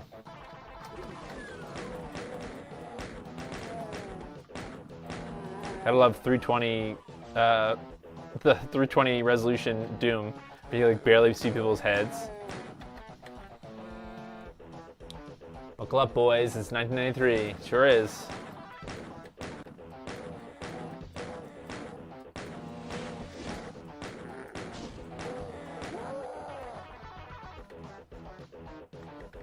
So I remember now, the version of the game that I first played, the version of Doom that I first played, was the Windows 95 one, and there was a shortcut here that you could open from the inside right in the beginning. There was a button on one of the pillars behind the pillar, and so that's why I was confused last time, because the button wasn't there and the shortcut isn't here, because I guess you're just supposed to go in the back way. So normally I was used to, you know, basically you could almost bypass the whole level going out here and then like through the door here.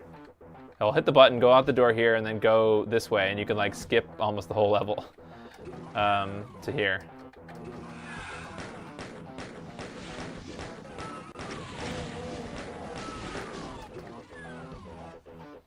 Is there any bullets? Oh yeah, there is.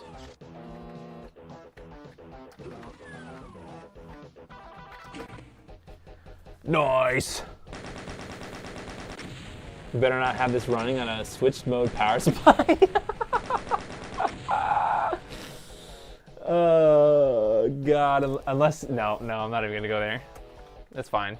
Well, it's interesting that you say that, Veridor, because especially this, you know, this era and maybe older computer stuff is these designers, the engineering, the software designers of things, I don't know if, you know, they just got stuff out there and moved on to the next thing. They didn't worry about whether or not it was perfect before they released it. So you have things like, there's tons of things in like the 90s there with like bad capacitors. You have boards and components that are just completely destroyed now because they cheaped out on the components that they used, or they just weren't good quality in the first place. I can notice noise. Like, these computers were designed to be, you were looking at a CRT, so if there was these little jail bars or like vertical jail bars, which I can notice through the RetroStream 4K, they didn't care about that because they were looking at monitors that maybe, you know, the slot mask or the CRT-ness of them, you know, it blends it all together, so it's not as noticeable. But you hook them up to the 4K and you can notice all these visual issues that were not perfect. So I don't know if I stand by the sentiment of don't do X or don't do Y, and I'm not talking about that thing, the Voltar thing specifically. I just mean in general. You know, it's if you're a creator, a hardware creator, software creator, anything, just send it and then move on to the next thing. Rant incoming Veridor. That is funny. Carmageddon. There's also, I gotta get Necrodome because that's another game that I played a lot, or my brother played. It just reminds me of my brother. That's funny. Rant incoming. Yeah, people don't give a crap. They'll just slap a Gateway 2000 logo on it and send it, man. They don't care. They'll take your money. And just what? It was fine just because there was nobody to tell them not to, because no one knew any better. They weren't analyzing the video output with a 4K scaler. I don't know. Just kind of, it just seems funny now.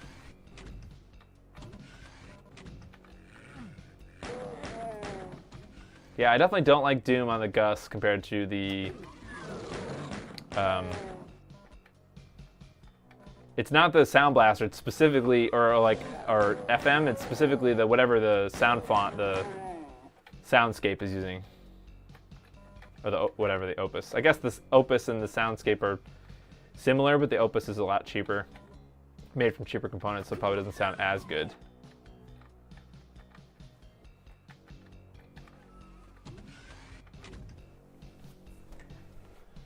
Didn't run every sound through MD4A, yeah.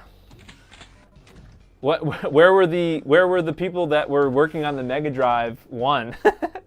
What did they compare it to? If the MD4A is to compare different Mega Drives together, what about before that? If we don't have a Mega Drive, then I'm just kidding.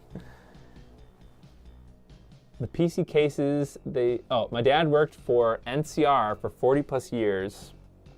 He said when personal computers first came out, no one wanted them because they were light. Back when heavy electronics were better. So they put weights in.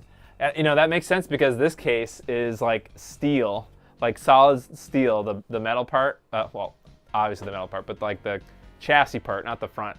But like, then what's really interesting too is this is kind of a guilty pleasure. I didn't need to buy this case because there's plenty of new computer cases that I want to build a Windows XP machine eventually. But I had one of these Lee & Lee cases back then, and I bought this one again recently. I'm not going to tell you how much I spent, but this is out of aluminum. This is like at least half of the weight of that other computer. So this is full aluminum, everything. Crazy. How much different, you know, how much things changed. And that's, I guess it's the same thing for the NES. Like they wanted the NES to look like a VCR so it wouldn't look out of place in North America. That's funny. That's great. Yeah, I mean, I love the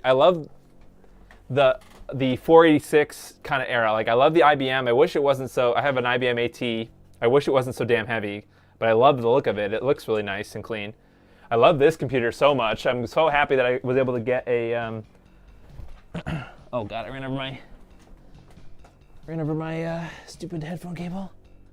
I'm so glad I got this gateway, and it's not that yellowed. I mean, there's a couple of scuffs on it, but that's just, yeah, it looks really nice. And then I like the 486 type machines, like the clone machines that were like horizontal. Those just, yeah, where you put the monitor on top. I used MD4A to compare PicoGUS versus a regular GUS. How did it compare? That'd be cool. That'd be interesting to see. I remember thinking steel PC cases for a full tower PC were better because of the weight. It's so stupid. Like, why would that matter? That's funny. Never had a 486, went from 286 to 386 to Pentium. Yeah, I started at Pentium. Was the old, well, we played an Atari 2600, but after that, Super Nintendo era, I had this Bad Larry. And actually, I had a better spec one. I had a Pentium Pro, which, you know, I think starting at like, it wasn't until middle school, I think, about middle school when I got into custom computers, and I didn't even build my first one. My parents had somebody who was like a family friend. They built me my first custom PC. So I went from this machine. I think it was like an early Athlon PC was the first custom one. But then around high school, probably 2006-ish, 2007, I built my first custom computer, and that was a big jump too. So I went from nothing to Pentium 1, or Pentium 2, I guess technically, well, no, not Pentium 2. Pentium Pro, which is the 6th gen. I think it's more like server workstation computers, but for whatever reason, my dad sprung the extra money to upgrade. This is a 133 megahertz, but that's a 200 megahertz. So I went from that to Athlon, which is more like, what, Pentium 4 ish, to Core 2 Duo was the CPU after that. So I had some big gaps of CPU horsepower. Let's see. Yep, gateway case is cool. Yep. There is a horizontal one as well, too. Gateway stuff back then was a pain to work on because the priority drivers they would use, oh yeah, the proprietary. Yeah, you know, they were trying to save as much money as possible, so they would give you the OEM cards and things. And nowadays, looking back on them, it's all like low-cost stuff. You know, they probably don't sound as good as the real companies. Like I was saying, Ensoniq OEM'd that card, the Soundscape Opus, but they sold the Soundscape Ultra or something, which is a full-size card, and it's supposed to sound better. As well as the Matrox card, I'm sure it was probably cut down from something. I hated the Dell PC I had in college because it had some weird ass riser expansion slot. Yeah, I was watching what's the guy's name? I can't remember his name. Necroware? Maybe I think it's Necroware. He was fixing some Packard Bell computer, and it has that. It has one ISA slot, but then it has a riser that goes off it, and then you get 3 ISA slots that go off of that. Which, I mean, that's kind of cool how it's literally a bus. You could like put bus, you know, I think you probably could get away with putting a riser on a riser, and it probably would still work at a certain frequency, you know, low enough frequency. My first PC was an Apple IIe with a green monochrome monitor. Then you got a Laser 286. Laser is, what is that company? VTech. They make the Leap Pad. So they were making computers under the name Laser, and there was another one too. But my first PC was an IBM PS2 286 with half a meg of RAM. Wow, yeah, mine's got 612 or 620. Is it kilobytes or is it megabytes? Yeah, but it has to be similar spec, because it has a 286 in it. The IBM AT. Upgraded to one megabyte. Got Windows 3. That's my goal with the AT, is to kind of deck it out. I mean, there's only so much, and I really wish that the motherboard that it had a better, like, so you can upgrade the CPU even more. But, you know, I'll probably leave that one as is. But I want to get at least an AdLib sound card. Actually, now that the GUS stuff works in DOS, maybe I'll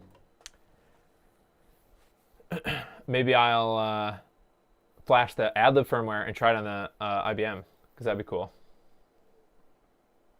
Still have a lot of my old PC memories somewhere.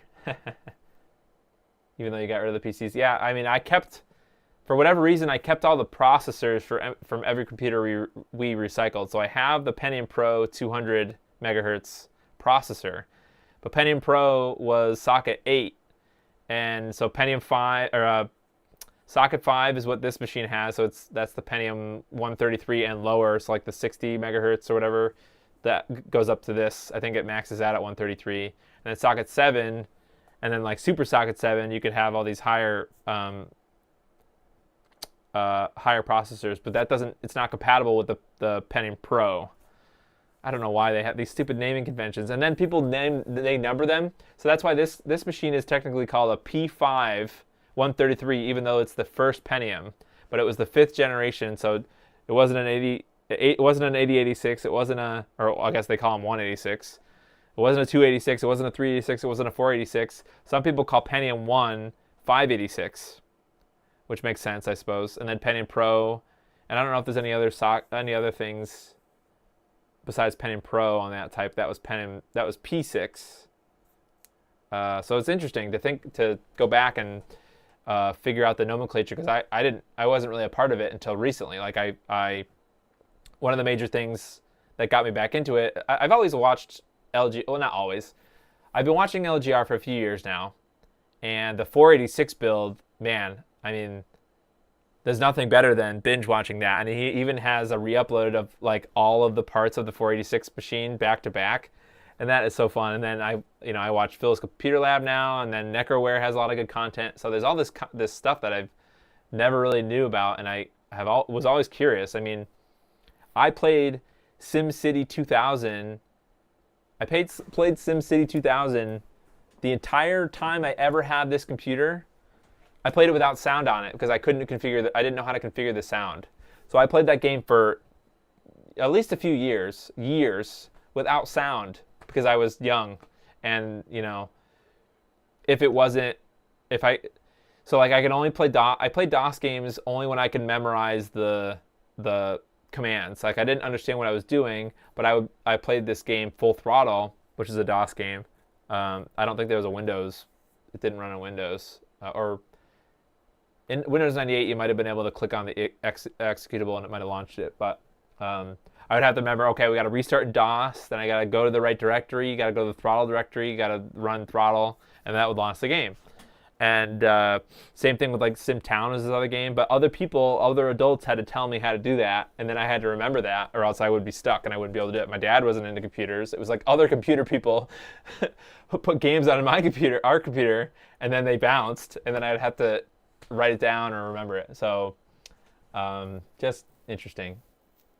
So I'm trying to fill in my gaps because I know a lot about from like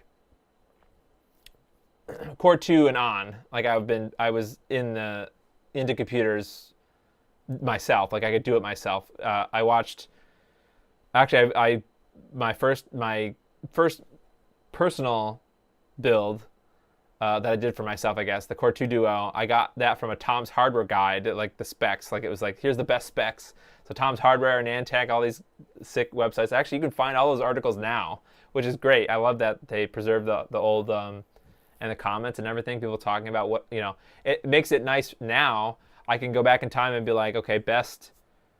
Well, their websites sometimes aren't the best for trying to figure out how to find articles, but I could type in like 2008, or if I know a specific motherboard or something, I can find an old Antec article and they tell you all the details about it or what they matched with it at the time. So like they do performance tests and they have a full build and they'll tell you what they had in their build.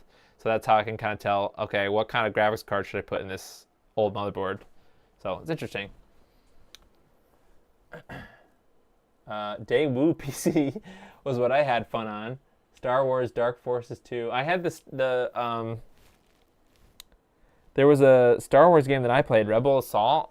It was more like a it was not what I expected it to be, but it was still fun. It was like a click adventure or like point and click. Oh, I'll have to get that game again because that was fun. It looked good. It was a pretty good looking game. Tomb Raider. I had the first Tomb Raider. Isn't that insane? How Tomb Raider 1 was meant to run on machines like this? That's insane to me. Because I think it's like 3D. It's a 3D game, right? Like and PS1, like, but it just goes to show that those consoles, whatever, they're not very powerful. It was just a lot of love and care was gone into developing for them. Yeah. Didn't they have an overdrive that would plug into the CPU slot when the CPU would sit on? For this machine, it depends on the chipset and everything. Like I think that this computer is pretty much maxed out. I would have to swap out the motherboard, but I probably someday, or maybe if I get some Christmas money or something, I want to do a Super Socket 7 build. So I'll get a Super Socket 7 motherboard. I want to get a nice AT case. I don't know what to do about the power supply. I'm hoping that I can get a nice AT style case that has the same power supply bracket as an ATX power supply and just use an ATX to AT adapter. I do want to check out that smart AT to ATX adapter thing, open source project. Maybe that's what the next thing I'll do is that. But I don't want to deal with AT power supplies, man. It just sucks. And that's what I've got in here. Actually, I've got an ATX power supply. So thank goodness for Gateway for having it had an AT power supply in it originally, but it has the ATX style mounting hardware, which is nice. So yeah, I definitely want to mess around and but I gotta look for deals because 486. If you type in like 486 PCs or whatever, those can go for some money. But it made me feel a little bit better. I wanted a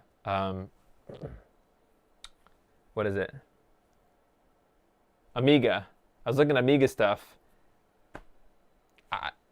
Well, this stupid Windows XP computer is probably going to cost that same amount of money. I probably could have bought the Amiga instead, or like a 500, not a 1200. I looked at the 1200. It's like, ugh, it's gross.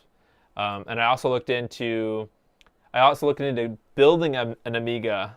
Like there's some reproduction motherboards, but basically you need a donor motherboard. And the crappy thing about Amiga motherboards, if you type in Amiga 500 motherboard, you'll get 999,000 posts of people selling depopulated Amiga boards, like just the motherboard with all the chips, all the specialized Amiga chips. There's probably a dozen maybe chips that are only on the Amiga board, so you have to harvest them from a thing. and then people flip the motherboard. They probably get a lot of sales, and people thinking it's a fully populated motherboard, and they buy it and it doesn't work. Like, huh? You stole all the chips out of it, and you sold it for profit. Good for you. Not, you know, I don't know. I'm not salty. I wanted to build an Amiga, and you can't without the chips. So that's why I think it would be neat if there was an FPGA replacement board. You know, it kind of goes back to the just gut the computer or gut a console and put an FPGA in it. Like, okay, sure, if it's good enough, you know, especially for the Amiga. Quite a few SuperSocket 7 motherboards had both AT and ATX hookups. Yeah, I would prefer ATX, but you know, I like the look. I don't know if I don't want a full tower. I want a 486 that's sideways or the horizontal. I don't know why. For some reason, although I do like the wood grain, the LGR wood grain 486. But honestly, I'll take anything that's in good shape. Any case that's in good shape. That's meant, you know, it has a turbo button and it fits AT stuff. I would take it as long as it looks halfway decent. Like, I'm not in a rush, but because the Pentium can do anything that the 486 can do. It's just a matter of the 486 probably has nothing but ISA slots. So just testing cards and just having a second, because right now this computer is my only computer that has ISA slots. Oh, other than the IBM. I guess the IBM does, but the IBM is so much slower that it doesn't really matter. But this can cover anything that a 486 can run. This would run it better. And then anything that this computer can run, the Athlon could run it better. It's kind of neat, actually. So I have this. This is some Athlon 64, like 2-something gigahertz or something, but it has AGP. But I've got Windows 98 running on it, so it's kind of nice. I was playing. What was I playing? Some 3D game, some game. Oh, Quake, because I wanted to get Quake running. By the way, Quake is a pain to run. It locks up. That was that was the game I had the worst luck with. I thought it was the RetroTink 4K at first, but it turns out it was Quake. Like, when you quit the game, it would show just a black screen, and I thought maybe the RetroTink 4K wasn't picking up the resolution switch or something. What it does, but it just shows a black screen, because I have a little. It's over here somewhere, a little LCD monitor that I was just verifying that hey, is the 4K working or is it something with the video output?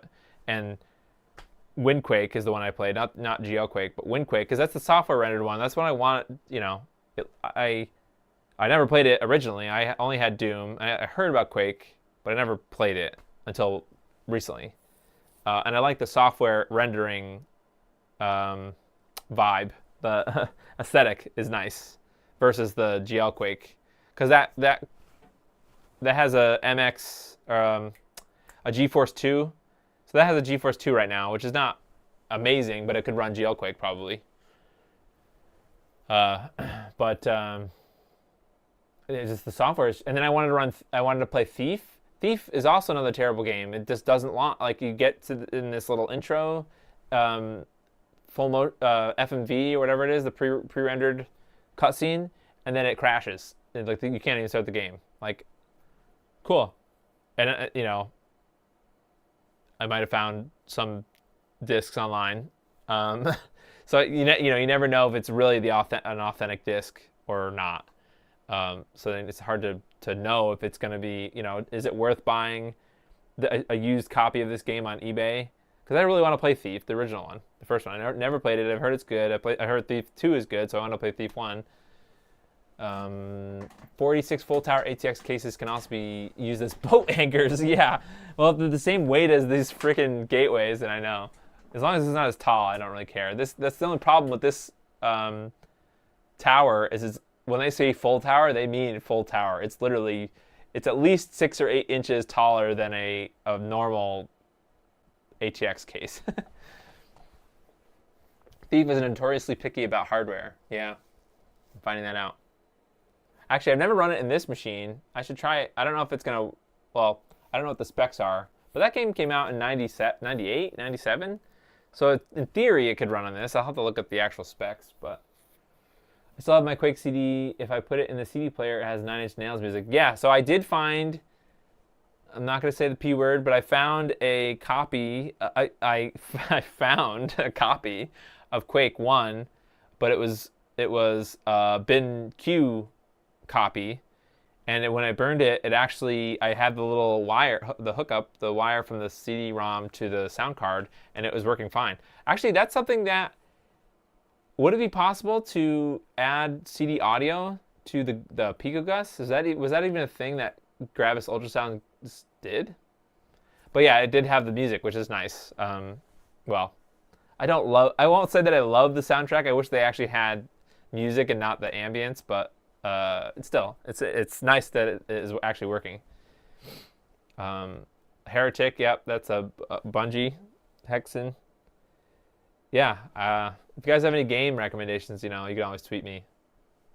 I do want to play that Blake Stone game that Belmont suggested. No CD audio on it. Dang. What? So it didn't have one at all? Like the original GUS Classic didn't have one? Or is it not possible? Or just not implemented currently? I'm not trying to put you on the spot. Just thinking out loud, I guess. Yeah, so I would like to see. I'll have to try the AdLib. I know that you mentioned, if we look back on, I'm going to sign off in a few minutes, but we can talk about next projects. Maybe my next project might be a console thing. We'll have to see. I don't know. I've got a lot of console stuff to do, and I think people probably like. Well, my YouTube subscribers probably like it. Oh, the original GUS had CD audio in. I just neglected to add it. Darn. That's right. Well, could you... Well, interesting. Is it a matter of... Because I know there's the breakout boards on the ISA thing. Could you still, like, bodge it in if you, like, did the software, added it in software? I'm looking at the LED. It's not blinking, but is it going with the music? The LED on the Pi. That's cool. Kind of shows like an activity light. Anyways, it would be nice to have that, because then that would make it a really, like, someone could actually want to have this dedicated in. But, I'm hoping that I can get to the point where I have both the soundscape and the Gravis working together, so I can just pipe the CD audio in and still be able to choose. And then you could do something funky like, Gravis music, but then wave sound font sound effects or something weird like that. It's interesting. So I'm either gonna build another one, or maybe I think I might get enough parts to build a second.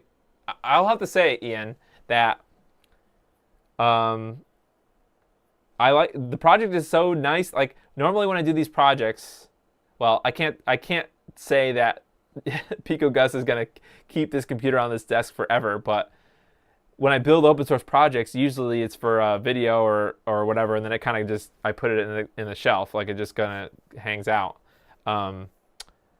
But I usually order, like when you order from PCBWay, you get 5 boards, and I usually only populate 1, and the rest of them just gonna sit in the drawer. But this one actually, I think it's usable enough and cheap enough to build. Like the BOM is cheap enough that I might build another one and throw it in the IBM if it works. Maybe I'll test the AdLib compatibility, but this is a board that, heck, buy 5 of them, or get your 5 of them from PCBWay, and then get 5 sets of BOM. I don't know if you'd have that many computers, but just, I don't know, interesting. So, yep, maybe I can just use that instead of having to buy an AdLib card. So, all right, wow, it's almost midnight. All right, well, not almost, but thanks everyone. This is the GUS saga. I don't know what I'm gonna do about the drivers. Windows is just broken now. I'll have to go through those. I don't know what that driver utility added to what files either.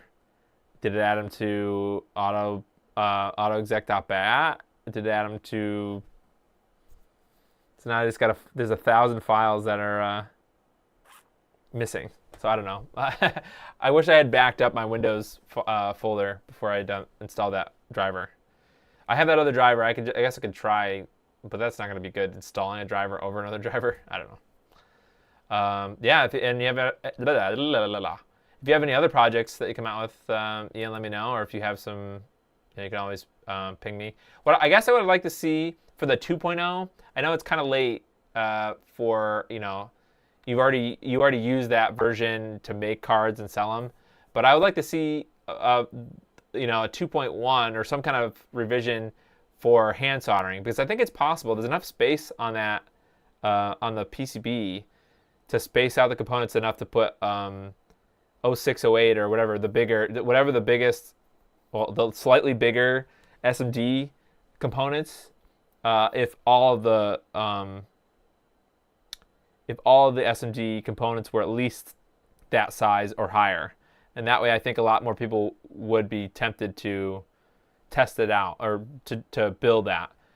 You'd still have the challenge of being able to having to solder the RP2040 chip, which would probably still be difficult and require hot air, but it would still be a challenge. Like just that part would be the challenge, and then the rest of it would be kind of easy SMD soldering. So just an idea. I don't know. Maybe stay away from the smallest components. I mean, you're not really fighting for space on the board, but yep. That's brutal. It just hates me. Windows is just, I'm sad now. All right. Thanks, everybody. Merry Christmas if you celebrate. Hope everything is fine, and I'll be back on Wednesday with something. I don't know. I'll have to come up with something. So thanks, everybody, and